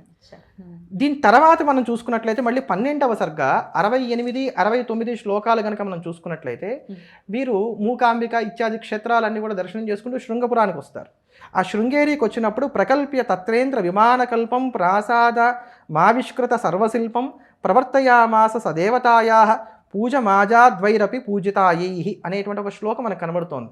అక్కడ విమానకల్పం అంటే అక్కడ అద్భుతమైనటువంటి ఒక ఆలయాన్ని నిర్మింపజేశారు. శృంగేరిలో ఆలయాన్ని నిర్మింపజేసి అక్కడ శారదాంబను ఆయన ప్రతిష్ఠ చేశారు. ఆవిడకి చక్కగా పూజా పునస్కారాదులన్నీ కూడా ఏర్పాటు చేశారు. యా శారదాంబేత్యభిదాం వహంతి కృతాం ప్రతిజ్ఞాం ప్రతిపాలయంతి అద్యాపి శృంగేరీపురే వసంతి ప్రజ్యోతతే అభీష్టవరాన్ దిశంతి. దానికి కొనసాగింపుగా తర్వాత వారు చెప్తున్నటువంటి శ్లోకం అన్నమాట ఇది. ఆవిడ ప్రతిజ్ఞ చేసింది కదా, నువ్వు ఎక్కడికి పిలిస్తే అక్కడికి వచ్చి నేను విద్యమానంగా ఉంటానని. అందుకని ఆ ప్రతిజ్ఞ నిలబెట్టుకొని అద్యాపి నేటికి కూడా శృంగేరిపురే వసంతి, ఇప్పటికి కూడా ఆవిడ శృంగేరిలో వసిస్తోంది. ప్రజ్యోతతే అభీష్టవరాన్ దిశంతి, తనను ఆశ్రయించినటువంటి వారందరికీ కూడా కావలసిన వరాలన్నీ కూడా చక్కగా అనుగ్రహిస్తోంది. అంటే శృంగేరిలో వీరు పీఠం ఏర్పాటు చేశారు. చాలా స్పష్టంగా ఇక్కడ మనకు కనబడుతున్నటువంటి మాట ఇది. దీని తర్వాత మళ్ళీ చిట్ట 16వ సర్గకి వెళ్ళండి. ఈ 16వ సర్గలో 93వ శ్లోకాన్ని కనుక మనం తీసుకున్నట్లయితే, ఇది మునిరతి తుష్టో అధ్యుష్య సర్వజ్ఞపీఠం నిజమత గురుతాయై నో పునర్నాహేతో కతిచన వినివేశ్యాచర్ష శృంగాశ్రమాదౌ మునిరథ బదరిం సంప్రాప కైచిత్స్య శిష్యై అనేటువంటి ఒక శ్లోకం మనకు కనబడుతోంది. ఇది మనకి 16వ సర్గలో 93వ శ్లోకం. వారు సర్వజ్ఞ పీఠాన్ని ఆరోహణ చేశారు. అక్కడ కూడా చాలా చక్కటి వివరణ చేస్తారు విద్యారణ్య స్వామి వారు. వారు సర్వజ్ఞ పీఠాన్ని ఆరోహణ చేయాల్సిన అవసరం వారికి ఏమి లేదు. ఎందుకంటే జీవబ్రహ్మైక్య జ్ఞానాన్ని కలిగినటువంటి వారికి ఇది కావాలి ఇది వద్దు అనేటువంటిది ఏది ఉండదు కనుక, లోకములో తమ సిద్ధాంతాన్ని ప్రతిపాదన సమగ్రంగా చేయడం కోసం అని చెప్పని సర్వులు దాన్ని అంగీకరించేటట్టుగా చేయడం కోసం అని చెప్పని సర్వజ్ఞ పీఠ ఆరోహణ చేసిన తర్వాత అప్పుడు వారు అంటున్నటువంటి మాట ఇది, ఇంకా నేను చేయవలసిందంతా అయిపోయింది, 4 పీఠాల్లోనూ 4 శిష్యులను ఏర్పాటు చేశాను కనుక ఇక్కడ ఇప్పుడు నేను నాకు మిగిలినటువంటి ప్రధానమైనటువంటి శిష్యుల్ని గ్రహించినటువంటి వాడనై నేను ఇతరత్రా స్థానాలకు వెళ్తాను, ఏది మన కేదారం ఇత్యాది స్థానాలకు వెళ్తానని చెప్పని దానికి సంబంధించినటువంటి దానికి ఉపోద్ఘాతంగా చెప్పినటువంటి శ్లోకం అన్నమాట ఇది. అంటే దీన్ని బట్టి వారు సర్వజ్ఞ పీఠారోహణ చేసేటువంటి సమయానికి 4 పీఠాలు వారు స్థాపన చేశారు, చిత్రామ్నాయ పీఠాలు ఏర్పాటు చేశారు. దాంట్లో శృంగేరి మొదలైనటువంటి వాటిలో శిష్యుల్ని ఏర్పాటు చేశారు. ఈ మాట చెప్పారు. దక్షిణంలో శృంగేరి, దానికి సురేశ్వరాచార్యులు మొదటి పీఠాధిపతులు, పశ్చిమంలో ద్వారక, దానికి పద్మపాదాచార్యుల వారు మొదటి పీఠాధిపతులు, తూర్పులో గోవర్ధన పీఠం, దానికి హస్తామలకాచార్యుల వారు మరొక ప్రధాన పీఠాధిపతులుగా ఉన్నారు, ఉత్తరంలో జ్యోతిర్మఠం, దానికి తోటకాచార్యుల వారిని ఏర్పాటు చేశారు. ఇలా ఏర్పాటు చేసినప్పుడు అంటే వారి యొక్క ప్రణాళిక పూర్తయింది. దీన్ని బాగా గమనించండి. మనకి మొత్తం 16 సర్గల్లో చూసుకుంటే 6వ సర్గలో శివుడు ఆయనకు బోధ చేశాడు. తర్వాత 10వ సర్గలో చూసుకుంటే శారదాంబ అనుగ్రహించింది. 12వ సర్గలో చూసుకుంటే శృంగేరిలో పీఠ స్థాపన చేశారని ఉంది. చిట్ట 16వ సర్గలో చూసుకుంటే చిత్రామ్నాయ పీఠంలో స్థాపన చేశారనేటువంటి సంతృప్తి వారు వ్యక్తం చేయడం మనకు కనబడుతుంది. అంటే ఈ పీఠాలన్నీ కూడా శంకర భగవత్పాదాచార్యుల వారే ఏర్పాటు చేశారు. అది ఎప్పుడు వారు హిమాలయాలకు వెళ్ళిపోయారు తిరిగి రాలేదని మీరు అన్నారే, దానికి పూర్వం అంటే కట్టు పేస్ట్గా మనకి ఎంత కావాలో అంతే తీసుకున్నాం, మిగతాది వదిలేసాం. మరి దీన్ని ద్వేషం అంటారా, కల్పితం అంటారా, వక్రీకరణ అంటారా, ఏమంటారో నాకైతే తెలియదు. వారు సునిశ్చితమైనటువంటి బుద్ధిశాలి అని చెప్పని అంటారు కనుక అది వారికే వదిలేస్తున్నారు. అట్లా ఇక్కడ దీంట్లో అంటే ఇప్పుడు మళ్ళీ మనం ప్రస్తుతానికి కనుక వచ్చినట్లయితే కనుక ఈ చిత్రామ్నాయ పీఠాలకి సంబంధించినటువంటి విషయాల్లో రామానుజుల కాలానికి ఇవన్నీ ఉన్నాయండి. పురి తీసుకోండి, పురి క్షేత్రాన్ని తీసుకుంటే ఈ రోజు కూడా రథోత్సవంలో మొట్టమొదటిగా జగన్నాథుని పూజించేవారు ఎవరో చెప్పండి, పురి శంకరాచార్య స్వామి వారే. అది వైష్ణవ క్షేత్రం కాదు. మరి అక్కడ ఈ రోజుకి కూడా 108 దివ్య దేశాలలో ఒకటి పురి శంకరాచార్యుల వారు రథారుడు అనేటువంటి జగన్నాథుని మొట్టమొదటిగా పూజించేటువంటి వారు. అది శంకరులకు ఉన్నటువంటి గొప్పతనం. ఈ రోజుకి కూడా 108 దివ్య దేశాల్లో ఒకటి అష్టాక్షరి ప్రభవించిందని చెప్పబడుతున్నటువంటి బదరీ క్షేత్రంలో బద్రీనారాయణ ప్రతిష్ఠ చేసింది శంకర భగవత్పాదాచార్యుల వారు. అక్కడ ఉన్నటువంటి వారిని రావల్సి అంటారు. వారు నంబూతిరి బ్రాహ్మణులు, కేవలం నంబూతిరి బ్రాహ్మణులు, వాళ్ళు వైష్ణవులు గారమ్మా, వాళ్ళు స్మార్తులు. ఓకే, మరి ఇంత చరిత్ర ఉంటే ఇది కాదనటం మరి మనకి హాస్యాస్పదం కదా. చదవనట్ట, చదివి కూడా వ్యతిరేకత రీత్యా ఇట్లా మాట్లాడటం ఎట్లా అర్థం చేసుకోవాలంటే? చదవలేదు అని నేను అనుకోను. ఇప్పుడు నేను మిమ్మల్ని తిట్టాలనుకున్నాను అనుకోండి, మీ గురించి నేను లోటుపాట్లే ఫస్ట్ నేను తెలుసుకుంటాను, మీ మంచితో నాకు పని లేదు. కనుక ఇప్పుడు సంప్రదాయంలో ఉన్నటువంటి వారు మరొక సంప్రదాయం గురించి మాట్లాడాలంటే ముందు ఆ సంప్రదాయాన్ని గురించి క్షుణ్ణంగా తెలుసుకుంటారు. అందులో కూడా ఏవైతే మనకు అంత పెద్దగా సమర్థనీయంగా అనిపించవో మన మనసుకి, వాటి మీద ఎక్కువగా ఫోకస్ కూడా పెడతాం. కనుక వీరు శంకరాచార్యుల వారి యొక్క జీవిత చరిత్రను చదవలేదు అనేటువంటి మాట అయితే నేను అనుకోను. కావాలని చరిత్రని వక్రీకరణ చేయడం కోసం, శంకర భగవత్పాదాచార్యుల వారిని వైష్ణవులుగా చిత్రీకరణ చేయడం కోసం, శంకరుడు యొక్క చిత్రామ్నాయ పీఠాలే అసలు వారు స్థాపన చేయలేదని అంటే కనుక ఆ పీఠాలే లేవని నిరూపణ చేయడం కోసం ఇటువంటి వ్యాఖ్యలు అంతే. అసలు అది కుట్ర కావచ్చు, కుతంత్రం కావచ్చు, వారి మనసులో ఉన్నటువంటి శివద్వేషం అనేటువంటి కుళ్ళు బయటకు మాటల రూపంలో వచ్చినటువంటి అది దాన్ని ఏమంటారు దుర్వాసనగా మనం భావన చేయొచ్చు. మాటల దుర్వాసన రూపంలో వచ్చినట్టుగా కూడా మనం భావన చేయవచ్చు. నేను ఎక్కడ మళ్ళీ చెప్తున్నాను, జిఆర్ స్వామి వారి యొక్క ఫాలోవర్స్తో సహా అందరికీ నేను చెప్తుంది ఏంటంటే, నేను జిఆర్ స్వామి వారి మీద ఎక్కడా కూడా విద్వేషపూరితమైన వ్యాఖ్యలు నేను చేయట్లా. వారు మాట్లాడినటువంటి దాన్ని నేను సిద్ధాంతపూర్వకంగానే ఖండన చేస్తున్నాను. ఎందుకంటే ఇది మనకు అనాదిగా మన సనాతన ధర్మం మనకు నేర్పినటువంటి గౌరవ మర్యాదలు. ఇదివరకు లాగా లేదండి కాలం. మనం చూసుకుంటే ప్రతి ఒక్కరు స్పందిస్తున్నారు. తెలిసిన వాళ్ళు మీరు ఇందాక చెప్పినట్టుగా 100% కరెక్ట్. తెలిసిన వాళ్ళు మాట్లాడకపోతే కొన్నాళ్ళకి అదే నిజమైపోతుంది. సో సోషల్ మీడియాని వేదికగా చేసుకుని వాళ్ళకి తెలిసిన ఏ చిన్న విషయాన్నైనా చెప్తున్నారు, ఖండిస్తున్నారు. ఇది తప్పు అంటే తప్పు అని ఖండిస్తున్నారు. మరి ఇంత మోడర్న్ లేడీ అని మాట్లాడిన మోడర్న్ స్వామీజీ వారికి తెలీదా? వారికి సపర్యలు చేసే వాళ్ళైనా ఉపందించవచ్చు కదా, ఏమంటే మనం ఇలా మాట్లాడుతూ ఊరుకోరండి, ఖచ్చితంగా అందరూ మాట్లాడతారు అని చెప్పి. వాళ్ళకి కావాల్సిందే ఇదా? అసలు ఏమని అర్థం చేసుకోవచ్చండి? వివాదాలకి ఇదేమి నాందిగా వారు ఏం లేరుగా, అనాదిగా వివాదాస్పదమైనటువంటి వ్యాఖ్యలు చేస్తున్నారు కనుక అది వారి స్వభావం ఏమో అని నేను అనుకుంటున్నాను. ఎందుకంటే ప్రతి వారికి ఒక స్వభావం ఉంటుంది. పులి మేమను, పులి గాండ్రించును, జీరస్వామి వారు ఇలా ఉండురు, ఇట్లా మనం అది వారి స్వభావంగా అనుకోవాలి. సో ఇందాక మీరు అన్నట్టుగానే శంకరుల్ని వైష్ణవులుగా ఖచ్చితంగా అభివర్ణిస్తూనే ఉన్నారు. ఆయన శుద్ధ వైష్ణవుడు అని ఆయన క్లియర్గా చెప్పేసేటటువంటి వైనం ఎట్లా అర్థం చేసుకోవచ్చు? వైనం ఏంటి, వారు అదే మాట అన్నారు. అనేసారు శంకరులు నారాయణ పరాయణులు, వారు శుద్ధ వైష్ణవులు. వారి బ్రహ్మసూత్రాలు ఇత్యాదులు కనుక చూసుకున్నట్లయితే ఇంకా అక్కడక్కడన్నా రామానుజులు మొహమాటానికి సర్వేశ్వరేశ్వర అన్నారు, కానీ వీరు చాలా స్పష్టంగా విష్ణు, కృష్ణ, వాసుదేవ ఇట్లానే చెప్పారు అనేటువంటి మాట చెప్పారు. అంటే శుద్ధ వైష్ణవుడు అంటే వీర వైష్ణవుడు అని అర్థం. వారు ఇంకే దేవతని కూడా అంగీకరించకూడదు. శంకర సాహిత్యాన్ని మనం 3 భాగాలు చేయాలి. 3 భాగాలు చేస్తే మొదటిది ప్రస్థానత్రయం అవుతుంది. బ్రహ్మసూత్రములు, భగవద్గీతా భాష్యము, బ్రహ్మసూత్ర భాష్యం, భగవద్గీతా భాష్యం, తర్వాత ఉపనిషత్ భాష్యం. ఈ ఉత్తమాధికారుల కోసం ఏర్పాటు చేసినటువంటి, అలానే మధ్యమాధికారుల కోసం ఏర్పాటు చేసినటువంటి వివేక చూడామణి వంటి ప్రకరణ గ్రంథాలు, సమాజుల కోసం ఏర్పాటు చేసినటువంటిది స్తోత్ర సాహిత్యం. ఇప్పుడు నిజంగా శుద్ధ వైష్ణవులైతే ఏ దేవతని కూడా కీర్తన చేయకూడదు. కానీ వారిని కనుక మనం చూసుకున్నట్లయితే, శంకరాచార్యుల వారిని కనుక మనం చూసుకున్నట్లయితే కేవలం భజగోవిందం అని ఏమనలేదుగా. అందరి దేవతను కూడా స్తోత్రం చేశారు. ముదాకరాత్మ మోదకం సదా విముక్తి సాధకం అంటూ గణపతిని కీర్తించారు. వైష్ణవులు ఎవరు గణపతిని పూజించరు, వైష్ణవులు విశ్వక్సేనుని పూజిస్తారు. కనుక వారు శుద్ధ వైష్ణవులైతే ముదాకరాత్మ మోదకం అంటానికి అవకాశము లేదు, గణపత్యంలోకి రారు. తర్వాత గణపతిని పూజించరు. తర్వాత మనకి వారు నిజంగా శుద్ధ వైష్ణవులైతే శివానంద లహరిలో ఒక శ్లోకం చెప్తానమ్మా. ఈ శ్లోకం చెప్పడానికి అసలు ఆస్కారమే ఉండదు. బాణత్వం వృషభత్వం అర్ధవభుష భార్యాత్వం ఆర్యాపతే గోణిత్వం సకిత మృదంగ వహత చేత్యాది రూపం దదౌ త్వత్పాదే నయనార్పణంచ కృతవాన్ సద్యేహవాగో హరి పూజ్యాత్ పూజ్యతర స ఏవహి న చేత్కోవా తదన్యోదిక.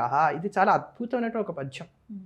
అంటే విష్ణువు శివుడి యొక్క అనుగ్రహాన్ని పొందడానికి ఎలా ఉంటాడు, ఏం చేస్తూ ఉంటాడని వివరించేటువంటి పద్యం ఇది.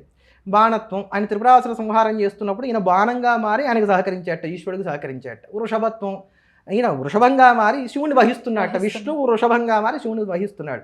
చాలా గొప్ప రహస్యం కూడా చెప్తారు శంకరాచార్య వారు ఇక్కడ. మర్ధత్వ వపుష భార్యాత్వ మార్యాపతే, నీకు అర్ధాంగిగా భార్యగా కూడా నారాయణుడే ఉన్నాడన్నారు. అంటే అమ్మవారికి విష్ణువుకి అభేదము అనేటువంటి దాన్ని ఇక్కడ సూచన చేసి చెప్తున్నారు. అందుకని ఆయన నారాయణ సహోదరిని అమ్మవారిని అనడానికి గల కారణం అది. అంతేకాని ఒకే తల్లి కడుపున పుట్టారని చెప్పిన ప్రాకృతమైనటువంటి అర్థాన్ని స్వీకరించడానికి లేదు. ఈయన నారాయణుడైతే ఆవిడ నారాయణి అంటానికి అర్థం కారణం ఇది. అందుకోసం అని చెప్పని సాక్షాత్తు పార్వతిగా కూడా ఆయన మారి నీకు సేవలు అందిస్తున్నాడు. అంతేనా? ఘోణిత్వం అంటే శూకరంగా మారాడు, పందిగా మారాడు. దేనికోసం? నీ పాత మూలం ఏదో తెలుసుకోవడానికి. లింగోద్భవ కథను మనం గుర్తు చేసుకోవాలి ఇక్కడ. ఇదంతా శంకర భగవత్పాదాచార్యుల వారు చెప్పినటువంటి శివానందలో ఉన్నటువంటి శ్లోకమే. సఖిత మృదంగ వహత చేత్యాది రూపం దదౌ, నీకు చెలికాడిగా ఉండి, స్నేహితుడిగా ఉండి, నీ యొక్క నాట్యానికి సహకరించేటువంటి విధంగా, నీ గతులకి తగినటువంటి విధంగా ఆయన మృదంగాన్ని వాయిస్తున్నాడు. అంటే ఈ మృదంగంలో ఒక రహస్యం ఉంటుంది. మృదంగంలో ఉన్నటువంటి తాళానికి తగినటువంటి విధంగా అక్కడ అడుగులు పడాలి, అక్కడ అడుగులకి తగినటువంటి విధంగా ఇక్కడ తాళం ఉండాలి. అంటే ఈ తాళానికి అనుగుణంగా ఆయన నాట్యం చేస్తున్నాడా, ఆయన నాట్యానికి అనుగుణంగా ఈయన మృదంగా వాయిస్తున్నాడా ఎవరు తెలియదు. అందుకనే హరిహరులు ఎప్పుడూ అవిభాజ్యులు, అభేదం. త్వత్పాదే నయనార్పణంచ కృతం వా స్వదేహభాగో హరి. ఆయన తన కళ్ళు పెకిలించి నీ పాదాలకు అర్పణ చేశాడు, అప్పుడే కదా ఆయనకు సుదర్శనం ఇచ్చాడనేటువంటి మాట. పూజ్యాత్ పూజ్యతరహ, పూజ్యులందరిలో కూడా పూజ్యుడు ఈ కారణం చేత విష్ణువు అయ్యాడని చెప్పి నిరూపణ చేశాడు. శుద్ధ వైష్ణవులు ఎవరనే మాట చెప్తారా? సౌందర్యలహరి అన్నారు ఇందాక మీరు. సౌందర్యలోకంలో అద్భుతమైనటువంటి శ్లోకం ఉంటుంది. త్రయాణం దేవానాం త్రిగుణ జనితానాం తవ శివే భవేత్ పూజ పూజ, భవేత్ పూజ పూజ. అమ్మా నీకు చేసే పూజ మాత్రమే పూజ. భవేత్ పూజ పూజ తవ చరణయోర్యా విరచిత భవాని తత్పాదోద్వహన మణిపీఠస్య నికటే శస్వన్ ముకులిత కరోత్తంస మగుటా. త్రిగుణముల నుంచి పుట్టినటువంటి ముగ్గురు దేవతలు కూడా, బ్రహ్మ విష్ణు మహేశ్వరులు కూడా, భవాని తత్పాదోద్వహన మణిపీఠస్య నికటే శస్వన్ముఖలిత కరోత్తంసం అగుట. నీ పాదపీఠం దగ్గర 2 చేతులు జోడించి తమ కిరీటాలు నీ పాదాల కాంచి నమస్కారం చేస్తున్నారని చెప్పారు. శుద్ధ వైష్ణవుడు ఎక్కడైనా విష్ణువు అమ్మవారికి నమస్కారం చేయడానికి, పాదాలకు నమస్కారం చేయడానికి అంగీకరిస్తాడా? ఒక్కనాటికి. మరి ఎట్లా? ఆయన షణ్మత స్థాపనాచారులమ్మ. 6 మతాలని ఆయన అంగీకరించారు. 6 మతాల్లోనే ఆయన బ్రహ్మత్వాన్ని చూశారు. ఆయన బ్రహ్మవాది, ఆయన విష్ణువాది కాదు, శివవాది కాదు, శక్తివాది కాదు, ఇంకోవాది కాదు, ఆయన బ్రహ్మవాది. నిర్గుణమైనటువంటి పరబ్రహ్మము అల్పులైనటువంటి మానవులను ఉద్ధరించడం కోసం అని చెప్పని, ఎవరైతే నిరాకార పరబ్రహ్మమందు చిత్తమును నిలిపి ధ్యానం చేయలేరో వారిని అనుగ్రహించడం కోసం అని చెప్పని, భక్తుల యొక్క ఉపాసనా సౌలభ్యం కోసం అని చెప్పని సగుణ సాకారమైనటువంటి అవతార రూపాలు స్వీకరించి తరింపజేస్తోంది మనల్ని. కనుక ఈ సగుణ రూపాన్ని పట్టుకుని మెల్లగా నిర్గుణంలోకి ప్రవేశించండి. అలా నిర్గుణంలోకి వెళ్ళి ముక్తిని పొందడానికి కానీ ఈ 5 దేవతలు మీకు ఉపకరిస్తారని చెప్పని పంచాయతనాన్ని చెప్పిన వారు. మరి అదే ఆ పంచాయతనాన్ని ఇచ్చింది కూడా ఆయన కాదు అని చెప్పి ఈయన వ్యాఖ్యానించడం కూడా జరిగింది. దీని గురించి కూడా ఒక్కసారి ఇక్కడ 2 విషయాలు చెప్తాను. పంచాయతనాన్ని నిజంగానే శంకర భగవత్పాదాచార్యుల వారు ఏర్పాటు చేయలేదు. దీన్ని ఏర్పాటు చేసినటువంటి వారు విద్యారణ్యయతి అనేటువంటి మాట వారు చెప్పారు. దానికి వారు చూపించినటువంటి కారణం ఏంటంటే, ఆ సమయంలో తురుష్క దండయాత్రలు అధికంగా ఉన్నాయి కనుక అందరినీ ఏకీకృతం చేయడం కోసం అని చెప్పని విద్యారణ్యులు పంచాయతనాన్ని ఏర్పాటు చేశారని అన్నారు. కనుక దీంట్లో అసలు మొట్టమొదట విద్యారణ్యులు ఏర్పాటు చేశారు ఆ పంచాయతనాన్ని. శంకర భగవత్పాదులు ఏర్పాటు చేశారని అంటే ఇదే వైష్ణవులో ఉన్న వాళ్ళని ఎవరిని పిలిచి అడిగినా కూడా చెప్తారు శంకరులే ఏర్పాటు చేశారని. కనుక కానీ మళ్ళీ మనకి గ్రంథ ప్రమాణం ఒకటి కావాలి, మనం వేగ్గా మాట్లాడకూడదు కనుక ఈ గ్రంథ ప్రమాణం తీసుకుంటే మళ్ళీ అదే మాధవీయ శంకర విజయాన్ని కనుక మనం ఆశ్రయిస్తే అనేకమైనటువంటి అవైదిక మతాన్ని వారు ఖండన చేస్తూ వారు అనంతసేన క్షేత్రానికి వెళ్ళారు. అంటే అనంత పద్మనాభ స్వామి వారి యొక్క క్షేత్రానికి వెళ్ళినప్పుడు అక్కడ భక్త భాగవతాశ్చైవ వైష్ణవా పాంచరాత్రిణ వైకానసాహ కర్మహీన షడ్విధ వైష్ణవా మత 6 విధాలైన వైష్ణవులు వారి దగ్గరకు వచ్చారు. ఎవరు వాళ్ళు? భక్తులు. ఆయన భగవంతుడు, మేము భక్తులం, మాకు ఇంకేం అక్కర్లేదు అనుకునేటువంటి వారు. భాగవతులు, వైష్ణవులు, పాంచరాత్రులు, వైకానసులు, కర్మహీనులు అనేవారు వచ్చారు. వారితో ఒక్కొక్కరితోనూ ఆయన వాదన చేసి వారందరినీ ఓడిస్తారు. దాంట్లో మొట్టమొదటి భక్తుడితో వాదన చేసి అతనికి సత్యాన్ని చెప్పేటువంటి క్రమంలో మనకు ఒక మాట కనబడుతుంది. ఇది 5వ సర్గ, మనకి మాధవీయ శంకర విజయంలో ఉన్నటువంటి 5వ సర్గలో ఉన్నటువంటి 112వ శ్లోకం. బ్రాహ్మణాచార దేవాస్యు ఈశ్వరో విష్ణుర్ దినేశ్వర ఉమాగణపతిశ్చైవ తేషాం పూజనపరా నరాహ. ఓ బ్రాహ్మణుడా, నువ్వు ఎప్పుడు కూడా ఈశ్వరుణ్ణి, విష్ణువుని, దినేశ్వరుడు అంటే సూర్యుడిని, ఉమాదేవిని, గణపతిని, వీరిని తేషాం పూజన పరాహ, వీరిని ఎప్పుడు కూడా పూజించని చెప్పారు. ఇది పంచాయతనం కాదమ్మా? పంచాయతనమే. తర్వాత అతను చేసినటువంటి ఉపదేశాలన్నిటి వలన కూడా అతను దీన్ని అంగీకరించి తేన భగ్నే లింగదేహ ముక్తిర్భవతి నాణ్యత ఇత్యాదిష్ణో విష్ణు శర్మ దండవత్ ప్రణిపత్యతాం. ఆ మాట్లాడినటువంటి వాడి పేరు విష్ణు శర్మ. ఆయన వీరికి సాష్టాంగ నమస్కారం చేశాడు. సగణ కారయామాస నిత్యం కర్మ గురుస్మరన్ స్మార్తాచార పరిశ్రాంత పంచపూజా విశారద. నాటి నుండి అతను శుద్ధమైనటువంటి స్మార్తుడిగా మారినటువంటి వాడే పంచపూజా విశారద, పంచాయతనాన్ని చక్కగా అర్చించినటువంటి వాడు అయ్యాడు. ఆ భక్తుల తర్వాత వచ్చినటువంటి భాగవతులు, పాంచరాత్రులు ఇట్లాంటి వారందరినీ ఖండన చేసేటువంటి సందర్భంలో కూడా ఇదే దాంట్లో అనేక మార్లు పంచాయతన ప్రస్తావన వస్తుంది. అంతేగాక ఇక్కడ దీంట్లో నేను ఇంకా వివరించి మీకు శ్లోకాలు చెప్పట్లేదు, కావాలనుకున్నటువంటి వారు ఎవరైనా జిజ్ఞాస ఉన్నటువంటి వారు చక్కగా మాధవీయ శంకర విజయం 5వ సర్గ తీసుకుంటే కనుక వారు వైష్ణవాన్ని ఎలా ఖండన చేశారో మనకి ఇందులో కనబడుతుంది. శుద్ధ వైష్ణవులు అన్నారు కానీ తప్త శంఖ చక్రాంకితాలు వేయించుకుని నేను హరిని అనుకోవడం ఎట్లాంటిదనంటే, మనసులో కూర్చొని నా రాజ్యానికి నేను రాజును, నా రాజ్యానికి నేను రాజును అని చెప్పిన ఒక సామాన్యుడు అనుకోవడం అనేటువంటి ఉపమానాన్ని కూడా ఇక్కడ చూపించారు వారు. ఇది మాధవీయ శంకర విజయంలో చాలా స్పష్టంగా ఉంది. అంతేగాక పురాణేషు బృహన్నారదీయాదిషు నిషేధనం దృశ్యంతే తప్త శంకాదే ధారణస్య ప్రయత్నత. బృహన్నారద్యాది పురాణాల్లో ఈ తప్త శంఖ చక్రాంకి ధారణ అంటే వేడి చేసినటువంటి ఈ శంఖ చక్రాలను చక్కగా భుజాల మీద గుద్దించుకోవడం అనేది లేదు నాయన అని చెప్పని వారే చెప్పారు.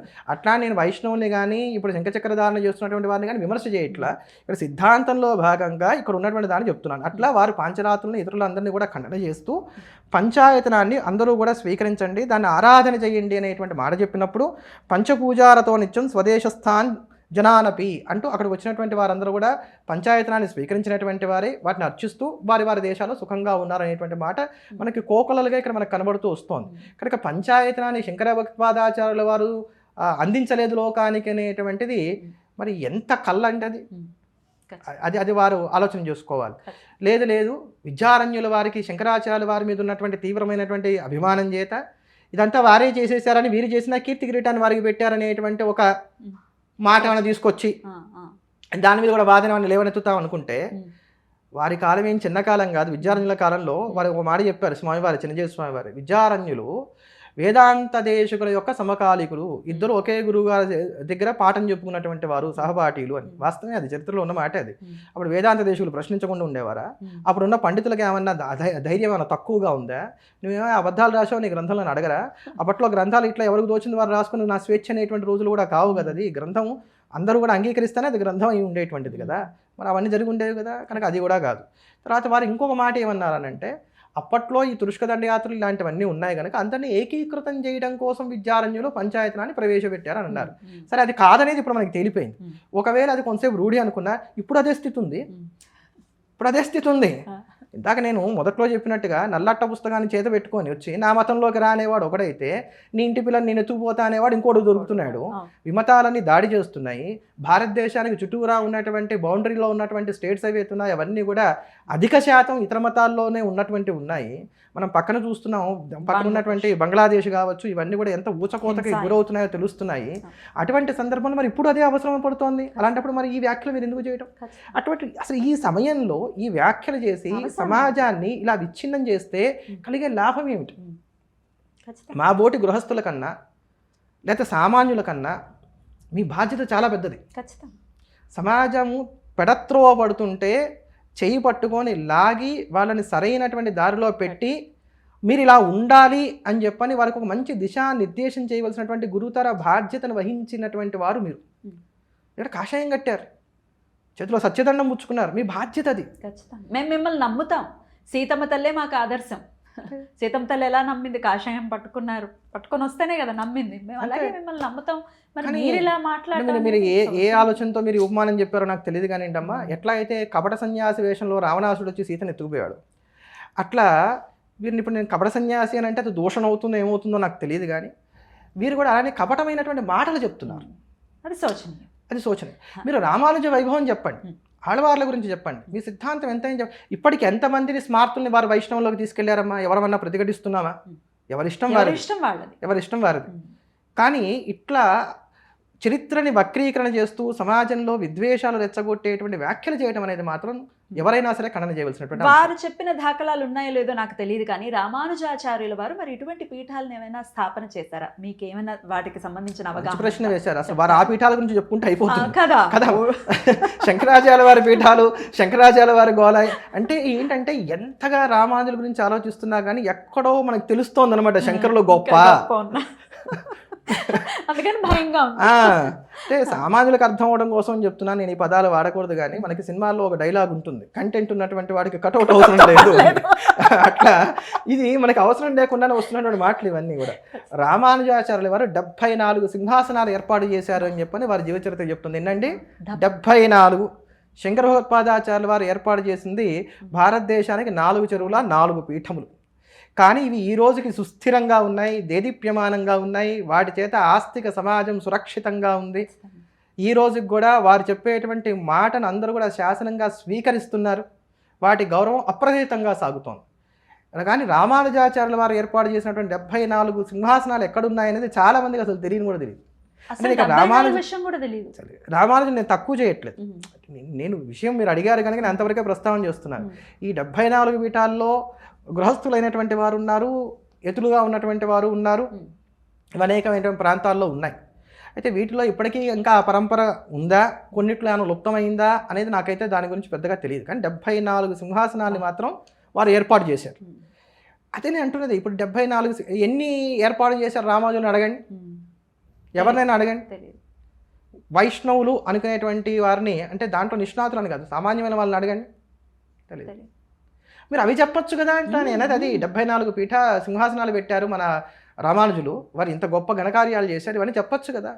ఇంకా గట్టిగా మాట్లాడితే అసలు రామానుజులు చేసింది ఏంటమ్మా, గోపురం ఎక్కి ఆయన నారాయణ మంత్రాన్ని అందరికీ సర్వులకు చెప్పారు.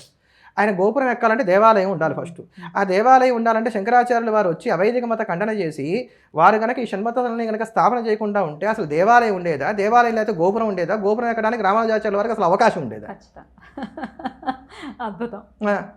మరి అటువంటి సోపానాలని మనం చూసుకున్నప్పుడు ఈ రోజుకు కూడా మీరు ఆమ్నాయ మఠాలను చూడండి, ఎంత హుందాగా ఉంటాయో.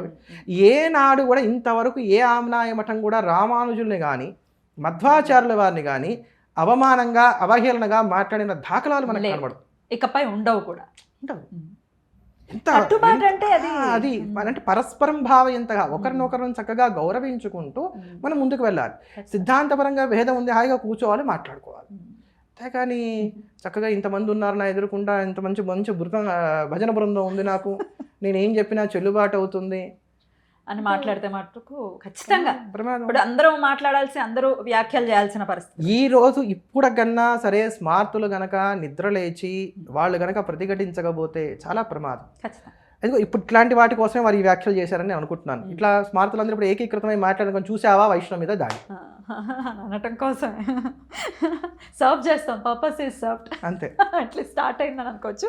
ఇంకొక టాపిక్ కూడా మాట్లాడుకుందాం అండి. శివలింగం ఉన్న ప్రతి ఇల్లు శ్మశానమే అని ఆయన వ్యాఖ్యానించడం జరిగింది. అసలు ఎలా దాన్ని డైజెస్ట్ చేసుకోవాలో తెలియనటువంటి పరిస్థితి, వినటం కూడా చాలా బాధాకరం. అసలు దీని గురించి వైష్ణవుల్లో చాలామంది అభిప్రాయం ఏంటంటే శివుడు ఉండేటువంటిది శ్మశానంలో, ఆయన శ్మశానవాసి కనుక ఆయన ఎక్కడుంటే అది శ్మశానం కనుక శివలింగం ఉన్నటువంటి ఇల్లు కూడా శ్మశానం, అది వారు చెప్పినటువంటి మాట. దానికి తర్వాత సోషల్ మీడియాలో చాలా గందరగోళం అయింది ఆ వ్యాఖ్యల మీద. దాంట్లో వారి అనునాయులు కొంతమంది ఏం చేశారంటే భారతంలో పార్వతీదేవికి పరమేశ్వరుడు శ్మశానంలో ఎందుకు ఉంటాడు, ఇట్లాంటివన్నీ కూడా ప్రమాణాలు చూపెడుతూ చూసావా ఈశ్వరుడే చెప్పాడు నేను శ్మశానంలో ఉంటారని, కనుక మా జీరస్వామి వారు చెప్పింది కరెక్ట్ అన్నారు. కానీ ఈ మాట చెప్తున్న వాళ్ళు ఇంకో మాట మర్చిపోతున్నారు. కైలాసవాసి విభూ, ఆయన కైలాసంలో ఉంటున్నాడు.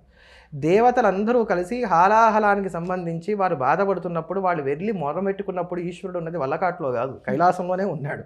కుయ్యో మొర్రో అంటూ చక్కటి పద్యం కూడా అక్కడ మనకి చెప్తారు. అక్కడ పోతన భాగవతంలో చాలా అద్భుతమైన పద్యాలు కూడా చెప్తారు. ఇప్పుడు వారందరూ వెళ్ళిన దగ్గరికి కైలాసానికే వెళ్ళారు. ఈశ్వరుడు కైలాసంలో ఉంటాడనేది అందరికీ తెలిసినటువంటి విషయం. ఇప్పుడు పిల్లలు ఎవరినైనా పిలిచి 8th క్లాస్ ఇంటర్ చదువుకున్నటువంటి పిల్లల్ని పిలిచి శివుడు ఎక్కడ ఉంటాడనంటే శ్మశానంలో అని చెప్తారా, కైలాసంలో అని చెప్తారా? కైలాసం అనే చెప్తారు. అంటే సర్వవ్యాపి అనేటువంటి ఆ పరమాత్మ ఉగ్రమైనటువంటి సంకులమైనటువంటి భూతములను శిక్షించి మనం రక్షించడం కోసం అని చెప్పిన ఒక రూపంలో రుద్ర రూపంలో శ్మశానంలో ఉన్నటువంటి విధంగానే సర్వమంగళ విగ్రహమైనటువంటి స్వరూపంతో ఆయన కైలాసంలో విద్యమానమై పార్వతీదేవితో కలిసి అప్సరోగణములు నాట్యం చేస్తూ ఉంటే, గంధర్వులు చక్కగా పాటలు పాడుతూ ఉంటే, తన సకుడైనటువంటి కుబేరుడితో కలిసి నంది భృంగి రిటి ఇట్లాంటి వారందరూ సేవిస్తూ ఉండగా బ్రహ్మాదుల చేత వంజుడే అక్కడ ప్రకాశమానంగా ఉన్నాడు. కనుక ఆయన కైలాసంలో ఉంటాడు. కనుక శివలింగం ఉన్నటువంటి చోటు శ్మశానం అనేటువంటి మాట అసలు ముందు వీరశైవులు దీన్ని ఎందుకు ఖండన చేయలేదో నాకు అర్థం కాలేదు. ఏ శైవాగమంలోనూ లేదు. ఇప్పుడు వాళ్ళకి ఆగమాలు ప్రధానం అంటున్నారు కదా, ఏ శైవాగమంలో శివలింగం ఉన్నటువంటి ఇల్లు శ్మశానం అని ఉంది, లేకపోతే ఏ పురాణంలో శివలింగం ఉన్నటువంటి ఇల్లు శ్మశానం అని ఉంది. అందుకని నేను అంటాను, మనం వేగ్గా మాట్లాడకూడదు. ఏదైనా మాట్లాడేటప్పుడు ఒక ప్రమాణంతోనో లేకపోతే ఒక గ్రంథాన్ని ఉంటంకించో మాట్లాడితే అప్పుడు ఇటువంటి వాటికి అవకాశాలు ఉండవు. అంతేగాక ఇది శివుణ్ణి చిన్నబుచ్చడమే. వారు ఏమంటున్నారు, శివుడు అంటే మాకు అబ్బో అవ్యాజమైనటువంటి కారుణ్యం, ఈశ్వరుడు అంటే ఎవరు అనుకుంటున్నారు, అసలు ఈశ్వరుడు అంటే విష్ణు భక్తుల అగ్రగణ్యుడు, పరమ భాగవతుడు. ఇది వాళ్ళు చెప్తున్నటువంటి మాటే. అంటే మరి మీరు పరమ భాగవతులు అంటున్నారు, భాగవతులకే మీరు ఎక్కువ ప్రాముఖ్యతనిస్తారు. రామానుజ సిద్ధాంతంలో ఏంటంటే అమ్మా, భగవంతుడిని పూజించకపోయినా దోషం లేదు, భాగవతుని పూజించాలి. దీనికి నిదర్శనంగా వారు చూపించేటువంటి ఆళ్వారు చరిత్రలో అత్యంత ప్రధానమైనటువంటి చరిత్ర ఏదంటే కులశేఖర ఆళ్వార్ల చరిత్ర. వారు శ్రీరంగానికి వెళ్ళాలని బయలుదేరడం, ద్వాదశోద్ధవ పుండ్రాలు ధరించినటువంటి బ్రాహ్మణులు వైష్ణవులు వారికి ఎదురు రావడం, అయ్యో భాగవతులు మన ఇంటికి వస్తున్నారు వీరికి సేవ చేయాలి కదా అని చెప్పని వారు వెంటనే యాత్రను విరమించుకోవడం, ఇట్లాంటిది వారి దాంట్లో మనకు కనబడుతుంది. అంటే భాగవతులకి అంత ప్రాముఖ్యత ఉంది. మరి అటువంటి పరమ భాగవతుడైనటువంటి శివుడు ఉండేటువంటిది వల్లకాడు ఎందుకు అవుతుందండి, మంగళప్రదమైనటువంటి చోటు అవుతుంది. కానీ కనుక ఇది ద్వంద్వ వైఖరి, ద్వంద్వ రెండు కళ్ళ వైఖరి. సిద్ధాంతం. కనుక దీన్ని మనం ఖచ్చితంగా ఖండన చేయవలసిందే. అక్కడ ఇంకో మాట అన్నారు, జననీ శివకామిని అనేటువంటి పాటతో ద్రౌపదీదేవి ఏమీ కీర్తన చేయలేదు. పాండవులు పరమ వైష్ణవులు, వారు నారాయణ పరాయణులు, వారు విష్ణువునే సేవించారు అనే మాట అన్నారు. కానీ భారతాన్ని కనుక మనం సమగ్రంగా అధ్యయనం చేస్తే భారతాన్ని సమగ్రంగా అధ్యయనం చేస్తే పాండవులు స్మార్తులు అంటాను నేను. ఎలా? ఎందుకు కాదో చెప్పండి. ఇప్పుడు నేను కొన్ని ఉపమానాలు మీకు చూపెడతాను. పాండవులు తమ జూదంలో రాజ్యాన్ని కోల్పోయారు, వనవాసానికి వచ్చారు. జోముడి దగ్గరికి యుధిష్ఠుడు వెళ్ళాడు, నన్ను నమ్ముకొని ఇంతమంది వచ్చారు వనాలకి, వీళ్ళందరికీ నేను తిండి పెట్టాలి రాజుని. రాజు అంటే అప్పటికి రాజ్యం లేకపోయినా రాజే, వీళ్ళందరికీ తిండి పెట్టాలి. మరి ఎట్లా అంటే జోముడు ఏమన్నాడు, సూర్యోపాసన చేయన్నాడు. సూర్యుని ఉపాసన చేశాడు. పంచాయతీలో ఒక దేవత వచ్చింది, ఆయన చక్కగా అక్షయ పాత్రను పుచ్చుకున్నాడు. తర్వాత వనవాసం పూర్తయింది, అజ్ఞాతవాసానికి వెళ్ళాలి. విరాట నగరంలో ప్రవేశించడానికి ముందు అత్యద్భుతమైన దుర్గా స్తోత్రం చేశాడు ఆయన. సప్తశతి కాదమ్మా, దుర్గా స్తోత్రం ఒకటి చేశాడు. ఆ దుర్గా స్తోత్రం చాలా విస్తారంగా ఉంటుంది, ఎంతో విస్తారమైనటువంటి శ్లోకాలు చాలా గొప్పగా నృతి చేస్తాడు ఆయన. యుధిష్ఠుడు చేస్తాడు. భారతంలో మనకి 2 దుర్గా స్తోత్రాలు కనబడతాయి, అందులో ఇదొక స్తోత్రం. దానికి అమ్మవారు అనుగ్రహించి రక్షిస్తానని చెప్పిన మాటిస్తుంది, శక్తి వచ్చేసింది, అమ్మవారు పంచాయతనంలో అయిపోయింది. అయితే దీనికి మధ్యలో కృష్ణుడి యొక్క సూచన మేరకు మనకి అర్జునుడు పాశుపతం కోసం అని చెప్పని తపస్సు చేసి శివపార్వతి సందర్శనాన్ని పొందాడు, పాశుపతాన్ని పొందాడు. ఈశ్వరుడు వచ్చాడు. తర్వాత యుద్ధం ప్రారంభం కావాలి, భగవద్గీత హడావిడి అంతా అయిపోయింది. అయిపోయిన తర్వాత కృష్ణుడు ఉండనే ఉన్నాడు, నారాయణుడు వచ్చేసాడు. ఈ కృష్ణుడు అర్జునుడికి ఒక మాట చెప్పాడు, యుద్ధంలో విజయం కోసం దుర్గని ప్రార్థన చేయన్నాడు. వెంటనే అర్జునుడు అప్పుడు మళ్ళీ ఇంకో దుర్గా స్తోత్రం చేశాడు. 2 దుర్గా స్తోత్రాలు ఉన్నాయి మనకి భారతంలో. ఈ 2వ దుర్గా స్తోత్రం చాలా ప్రసిద్ధమైనటువంటిది. అర్జునకృత దుర్గాస్తవం, ధనంజయకృత దుర్గాస్తవం అంటాం. ఇది చాలా అద్భుతమైనటువంటిది. 13 శ్లోకాలు ఉంటాయి. ఇది సప్తశతితో సమానమైనటువంటి స్తవం. దీన్ని విశేషంగా మంత్రంగా ఉపాసన చేసేటువంటి వారు కూడా ఉన్నారు. ఎలా మొదలవుతుంది? నమస్తే సిద్ధసేనాని ఆర్యే మందరవాసిని కుమారి కాళి కపాలి కపిలే కృష్ణవింగళి అని ప్రారంభమవుతుంది. మొదటి శ్లోకం ఇది. ఇప్పటికీ కూడా ఉంటుంది. అది భీష్మ పర్వంలో మొదట్లోనే మనకు కనబడుతుంది. చాలా పవర్ఫుల్ భారతంలోనే ఉంది. కనుక ఇప్పుడు విష్ణువు అయిపోయాడు, శివుడు అయిపోయాడు, అమ్మవారు అయిపోయాడు, తర్వాత మనకి సూర్యనారాయణ మూర్తి వచ్చేసాడు. అంతేగాక శివారాధన వీళ్ళు చేశారంటే దాఖలాలు మనకి చాలా కనబడతాయి. యుద్ధ సమయంలో సాయంత్రం వేళ పార్థుడు వెళ్ళి చక్కగా శివలింగార్చన చేసుకుంటూ ఉన్నట్టు ఆయనకు ఒక కళ వస్తుంది. అది కళ కాదని చెప్పిన తర్వాత కృష్ణ పరమాత్మ చెప్పడం, నీ సూక్ష్మ శరీరాన్ని ఆయన తీసుకుని కైలాసానికి వెళ్ళడం, అక్కడ శివదర్శనం చేయడం, ఇవన్నీ అయిన తర్వాత యుద్ధం అంతా అయిపోయింది. ఈ పాపం యుధిష్ఠుడు బాధపడుతున్నాడు, నా వల్ల ఇంత పాతకం జరిగింది, ఇది పోవాలి ఇవన్నీ అని అనుకుంటున్నాడు. వ్యాస భగవానుడు వచ్చాడు, ఆయన ఇది పాతకం కాదని చెప్పాడు. అంతా అయింది. అయితే నీ చిత్తశాంతి కోసం ఒక పని చేయి, అశ్వమేధం చేయన్నాడు. కోశాగారం కాడి ఏముందని అక్కడ మొత్తం అంతా అయిపోయింది, యుద్ధం అయిపోయేదానికి. మరి ఎట్లా డబ్బు ఎక్కడి నుంచి వస్తుంది? అపరిమితమైన సంపద కావాలి కదా. హిమాలయాలో పలానా చోటు ఉంది, వెళ్ళి తెచ్చుకోని చెప్పాడు. అది తెచ్చుకోవాలంటే దానికి గుషకులు కాపలాగా ఉంటారు, అది దానికి శివానుగ్రహం కావాలి. అంటే అప్పుడు భీముడు అంటాడు, మనం నిత్యం శివ పూజ చేస్తున్నాం కదా, శివుడు మనం త్వరగా అనుగ్రహిస్తున్నాడు అన్నాడు. అంటే అప్పుడు వీళ్ళు ఏం చేశారు? శివ పూజ. కనుక వీళ్ళు శుద్ధ వైష్ణవులు అంటానికి లేదు. ఇంకా విచిత్రమైనటువంటి విషయం ఏంటంటే ఈ జననీ శివకామిని అనే పాట రాసిన కూడా వైష్ణవుడు. శుద్ధ వైష్ణవులు అయితే ఇలా ఉంటారన్నమాట. అంతే కదండి, అభేదంగా ఉంటారు. వైష్ణవులలో వాళ్ళు ఏమని సంబోధించుకుంటారు చెప్పండి? అడియేన్ రామానుజ దాసన్ లేదా అడియేన్. చివరిలో కూడా రామానుజ దాస, ఏదో దాస శబ్దాన్ని పెట్టుకుంటారు. దాస శబ్ద ఎందుకు పెట్టుకుంటారు చెప్పండి? అహంకారం తలెత్తకుండా ఉండటానికి, ఎప్పటికీ వినయంగా వినమ్రంగా ఉండటానికి అది సంకేతం. బ్రాహ్మణులకి చాలామంది అనుకుంటారు, మీరు చివరిలో శర్మ పెట్టుకున్నారని అంటారు. శర్మ అంటే ఏమిటి చెప్పండి? శాశ్వతమైనటువంటి సుఖం. శర్మదా, అమ్మవారి సహస్రనామంలో ఒక నామం అది శర్మదా. ఈ శాశ్వతమైనటువంటి సుఖం ఏమిటి? మోక్షమే.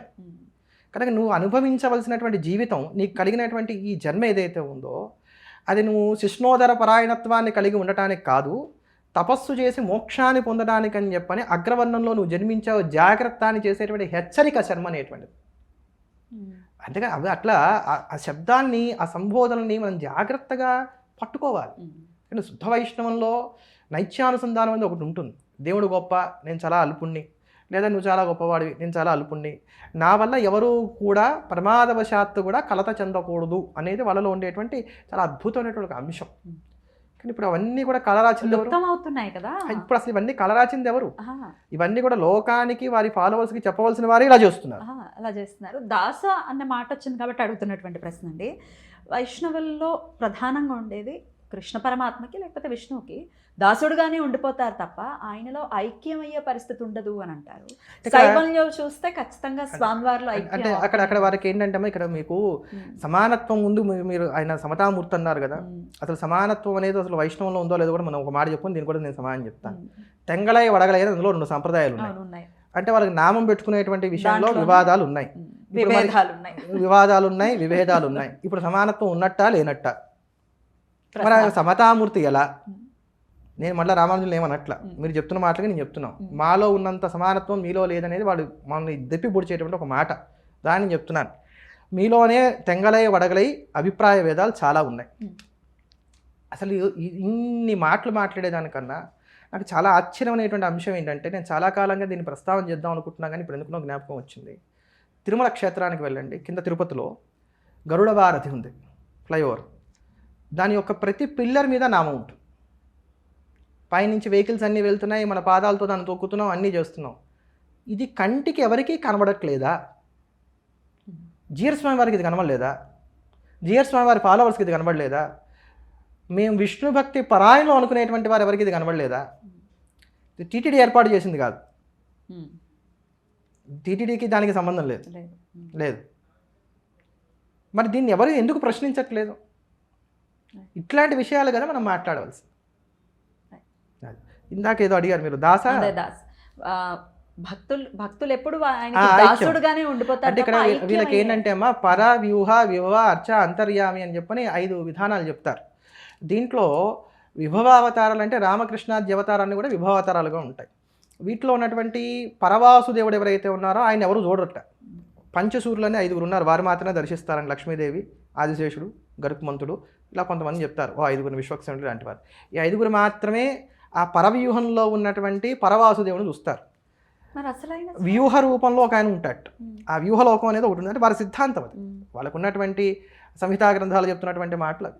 ఆ వ్యూహలోకానికి వీళ్ళందరూ చేరతారు. ఈ భక్తులందరూ చేరి అక్కడ విష్ణు సమానమైనటువంటి తేజస్సుతో, విష్ణుమూర్తి లాంటి రూపాలతో వాళ్ళకు ఉన్నటువంటి ఆ భక్తి తారతమ్యాలను బట్టి కొంతమంది దగ్గరగా, కొంతమంది సారూప్యంతో, కొంతమంది ఆ సాలోక్యంలోనూ ఆ స్థితి అంతా కూడా అనుభవిస్తూ ఉంటారు అనేటువంటి మాట కూడా చెప్తారు.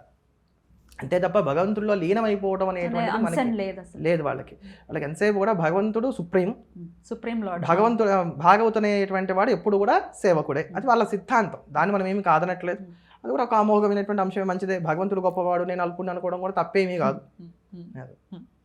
అయితే ఇంకొక విషయం అండి, మేము ప్రతి దాన్ని తీసుకుంటాం, యాక్సెప్ట్ చేస్తామనే మాటలు కూడా మనం స్వామివారి మాటల్లో వింటూ ఉంటాం. బీబీ నాంచారమ్మ అంశాన్ని ఒకవేళ మనం తీసుకుంటే అపర భక్తురాలు, ఇంక అందులో ఏమీ సందేహం లేదు, దాన్ని ఆమోదించాల్సినటువంటి అంశమే. కాకపోతే సమ్మక్క సారలమ్మని మాత్రం మేము యాక్సెప్ట్ చేయము అంటూ కూడా వ్యాఖ్యలు చేయటం ఎంతవరకు సమానం? అది మీరు చెప్పేశారు, అంటే మీ మాటలని తెలిసిపోతుంది. అసలు బీబీ నాంచార్య కథ ఉందా లేదా అనేటువంటి దాని మీద కూడా చాలా మీమాంసం ఉంది. సరే, అయితే ఉన్నది అని మనం కొంతసేపు అనుకుందాం. గుడి ఉండటం అది ఉన్నాయి, అంటే దాని తర్వాత ఏదో ఏర్పాటు చేశారు తురుష్కుల నుంచి ఆలయ రక్షణ కోసం అనేటువంటి ఒక వాదన కూడా ఉంది. వాదాలు రకరకాలు కదమ్మా, ఎందుకంటే చరిత్ర అది ఎప్పటి నుంచో ఉన్నట్టు. శాస్త్రము అనేది కాదు, ఇది చరిత్రకి సంబంధించింది, శాస్త్రానికి సంబంధించింది. కనుక చరిత్రలో ఇది ఎంతవరకు ఉన్నది అనేది చాలా అభిప్రాయ భేదాలు ఉన్నాయి. చరిత్రకారుల్లోనే దీంట్లో చాలా అభిప్రాయ భేదాలు ఉన్నాయి. అయితే సరే, ఆ అభిప్రాయ భేదాల జోలికి నేను పోవట్లేదు, ఉన్నదనే భావన చేద్దాం. తప్పేమి లేదు, ఉన్నది అనుకుంటా తప్పు లేదు. ఎందుకంటే ఇప్పుడు ఒక తురుష్క కులంలో పుట్టి ఆవిడ శ్రీమన్నారాయణుని సేవించి పరమ భక్తురాలుగా ఉండటానికి ఇష్టపడి భక్తురాలుగా మారింది, భగవంతుని చేరుకుంది అని అంటే మనం అందరం కూడా హర్షించదగినటువంటి విషయం కనుక. భార్యగా కూడా మారింది అనే ఆయనలో ఐక్యమైంది అని అందుకని చెప్పని ఆవిడ యొక్క భార్యగా వీళ్ళు భావన చేస్తున్నారు. అందుకని నాచ్యార్ అనేటువంటి పేరు పెట్టి భావన చేస్తున్నారు. ఆవిడకు ఒక సన్నిధిని కూడా ఏర్పాటు చేశారు మేల్కోటలో. ఆవిడకి ఒక సన్నిధి కూడా ఏర్పాటు చేశారు. అయితే తురుష్కుల్ని మేము కలిపేసుకుంటాం, మా యొక్క సనాతన ధర్మంలోకి వాళ్ళని లాక్కొచ్చేసుకుంటాం, సంతోషమే, ఎవరు వస్తామన్నా మనం కాదనేది లేదు. ఈ సందర్భంలో ఒక మాట చెప్పారు. సచ్చిదానంద శివాభినవ నృసింహ భారతీ స్వామి వారు ఒక మహాత్ములు శృంగేరి పీఠాన్ని ఆరోహణ చేసినటువంటి వారు. ఇప్పుడున్నటువంటి స్వామివారు భారతీర్థ స్వామివారు, వారి గురుగారు విద్యాతీర్థ స్వామివారు, వారి గురుగారు చంద్రశేఖర భారతీ స్వామివారు, వారి గురువారు ఈ సచ్చిదానంద శివాభినవ నృసింహ భారతీ స్వామి వారి వీరే ఇప్పుడు మనం చూస్తున్నటువంటి కాలడీ క్షేత్రాన్ని కనుగొని అక్కడ ఆలయ నిర్మాణం చేసి ఇక్కడే శంకర భగవత్పాదులు ప్రభవించారని మనకు చెప్పినటువంటి మహాత్ములు. వారు ఒక ఇది చెప్తారు ఏంటంటే, వారు దీని గురించి ఒక మాట చెప్తూ ఏమంటారంటే గనక, ఎవరైనా సరే ఇతర మతాల్లోకి వెళ్ళిపోయారు, వాళ్ళు తిరిగి మన మతంలోకి రావాలి అనుకుంటే దానికి ఏంటి విధానం ఒకటి. రెండవది, అసలు జన్మతహానే ఇతర మతాల్లో జన్మించిన వాళ్ళు మన మతంలోకి రావాలనుకుంటున్నారు, దానికి విధానం ఏమిటి అంటే వారు ఒక మాట చెప్పారు. దాంట్లో ఇతర మతాల్లోనే జన్మించి, ఏ మతం అన్నా కావచ్చు, ఇతర మతాల్లో జన్మించి మన మతంలోకి రావాలనుకుంటే దానికి ఏ విధానము అక్కర్లేదు, వచ్చేయడమే. ఎందుకు అనంటే ప్రపంచం అంతా సనాతన ధర్మమే, నేను సనాతన ధర్మానికి చెందని వాడని అనే భావన అతను అనుకుంటున్నాడు, కానీ అందరూ సనాతన ధర్మీయులే. అంటే ఒక క్రైస్తవుడు నేను క్రైస్తవుని అనుకుంటున్నాడు, కానీ వాస్తవానికి అతను సనాతన ధర్మానికి సంబంధించిన వాడే. ఒక తురుష్కుడు పురాతనమైంది, ఎలాంటి నుంచో ఉన్నది. క్రీస్తు నుంచే క్రైస్తవం వచ్చిందని వీళ్ళు చెప్తున్నారు, లేదా ఆయన తర్వాత కొంతకాలం నుంచి వచ్చిందని చెప్పుకుంటున్నారు, ఏదో ఇంకో ప్రవక్త నుంచి ఈ మతం వచ్చిందని చెప్పుకుంటున్నారు. కానీ ఈ సనాతన ధర్మం ఎప్పటి నుంచి ఉంది అంటే ఈ ప్రవక్తలు ఎవరు కూడా పుట్టక ముందు నుంచి ఉంది. అందుకని అందరూ సనాతన ధర్మానికి సంబంధించిన వారే నాయన. వారు ఇప్పటికి ఆ సత్యాన్ని గ్రహించినటువంటి వారే, వారు పుణ్యాలు ఇప్పుడు పండి దీంట్లోకి రావాలనుకుంటున్నారు కనుక ఇక దానికి ఏం అక్కరా, వాళ్ళు సనాతన ధర్మానికి సంబంధించిన వారే అని చెప్పారు. కనుక ఎవరన్నా ఈ ధర్మంలోకి వచ్చేయాలనుకుంటే వచ్చేయచ్చు, నదులన్నీ సముద్రంలో కలిసినట్టుగా ఈ ధర్మంలో అందరూ కలిసిపోవచ్చు, ఏం అభ్యంతరం లేదు. కానీ అటువంటి విధర్మీయురాలైనటువంటి బివి నాచ్యార్ని అంగీకరించినటువంటి మీరు సమ్మక్కాసారని మరి ఎందుకు గౌరవించట్లేదు, లేదా వారిని ఎందుకు అంగీకరించలేకపోతున్నారు అనేది నాకు ఆశ్చర్యకరమైనటువంటి అంశం. గౌరవించకపోయినా పర్వాలే, అంగీకరించలేకపోవడం అనేది ఆశ్చర్యకరమైనటువంటి అంశం, శోచనీయం. ఎందుకంటే మన ధర్మానికి సంబంధించినటువంటి వారు రాయిని రప్పని కూడా భగవంతుడిగా భావన చేసేటువంటి మనం ఒక వారిద్దరిలో దేవీ తేజస్సు ఉంది అని చెప్పిన మనం భావన చేసి వారిని వనదేవతలుగా కొలిస్తే నష్టం ఏం లేదు కదా, లేదు కదా. అంతేనండి. నిజంగానే అది కాదు అనుకున్నట్లయితే ఇంతకాలం ఇన్ని పీఠాలు వర్ధిల్లుతున్నటువంటి ఈ దివ్య దేశంలో ఒక్కళ్ళన్నా ఖండన చేయకుండా ఉండేవాళ్ళ అండి. సనాతన వైదిక పీఠాలలో అది స్మార్తం కావచ్చు, వైష్ణవం కావచ్చు, ద్వైతం కావచ్చు, విశిష్టాద్వైతం కావచ్చు, అద్వైతం కావచ్చు, ఒక్కళ్ళన్నా సనాతన వైదిక పీఠాల్లో ఉన్నటువంటి వారు ఖండన చేసినటువంటి వారు ఉన్నారా? వందల సంవత్సరాలుగా ఆ సాంప్రదాయం కొనసాగుతోంది. దాన్ని బట్టే దాన్ని అందరూ ఆమోదించారని తెలుస్తాం. అందరూ ఆమోదించినా మేము ఆమోదించాం అని చెప్తున్నా. మాకంటూ ఒక ప్రత్యేక సిద్ధాంతం ఉంది, మాకంటూ ఒక ప్రత్యేక చరిత్ర ఉంది, మేమేదనుకుంటే అదే చరిత్ర, మేమేదనుకుంటే అదే సిద్ధాంతం. కనుక వివాదాలు రాజేసి లోకంలో అన్రెస్ట్ క్రియేట్ చేయడం కన్నా అందరినీ సమైక్యపరిచి ఒక తాటి మీదకి నడిపించవలసినటువంటి గురుతర బాధ్యత కలిగినటువంటి చిన్నజీవ స్వామి వారు ఇప్పటికైనా సరే వివాదాలకు దూరంగా ఉంటూ, ముఖ్యంగా స్మార్తుల యొక్క మనోభావాలు దెబ్బతినేటువంటి విధంగా, అసలు శంకరాచార్యుల వారిని హైజాక్ చేసుకునేటువంటి విధంగా వారు చేసినటువంటి వ్యాఖ్యలు ఏవైతే ఉన్నాయో, స్మార్తాన్ని అసలు ఎత్తివేయడానికి కానీ వారు చేసినటువంటి ఎత్తుగడ ఏదైతే ఉందో దాన్ని మేము పూర్తిగా ఖండన చేస్తూ ఈ వ్యాఖ్యలు వారి వెనక్కి తీసుకోవాలి, ఉపసంహరించుకోవాలి, లేదా ఇప్పుడు మేము ఎలా అయితే ప్రమాణాలు చూపించామో దానికి అట్లా వారి గ్రంథ ప్రమాణాన్ని, చరిత్ర ప్రమాణాన్ని వారు చూపించాలని చెప్పని మేము అన్ని సవినయంగా విన్నపం చేసుకుంటున్నాం. ఇప్పటికైనా ఇటువంటి వివాదాలకు దూరంగా ఉంటూ అందరినీ రామానుజ సిద్ధాంతం వైపు వారు నమ్ముకున్నటువంటి సిద్ధాంతం అది కనుక దాని వైపు నడిపిస్తూ భగవంతుడి యొక్క కళా కాలక్షేపాలన్నీ కూడా అందరితోనూ చేయిస్తూ ఆ భాగవతాన్ని చక్కగా అందరికీ కూడా సప్రమాణంగా చెప్తూ, రామాయణాన్ని చెప్తూ, వాటన్ని కూడా వివరిస్తూ, అందులో ఉండేటువంటి ధర్మసూక్ష్మాలు వివరిస్తూ, పెడత్రోవలో ఉన్నటువంటి వారిని సన్మార్గంలోకి తీసుకొచ్చేటువంటి వారి అసలైనటువంటి బాధ్యత ఏదైతే ఉందో దాన్ని వారు ఇప్పటికన్నా నిర్వహిస్తారని చెప్పని భావిస్తున్నాను. అలా ఉండాలని చెప్పని కోరుకుంటున్నాను. ఈ వ్యాఖ్యలు ఖచ్చితంగా వారు వెనక్కి తీసుకుంటే మాత్రం మేము అందరం సంతోషపడతాం. ఖచ్చితంగా. సమయం ఇచ్చినందుకు కృతజ్ఞతలండి. నమస్కారం. నమస్తే.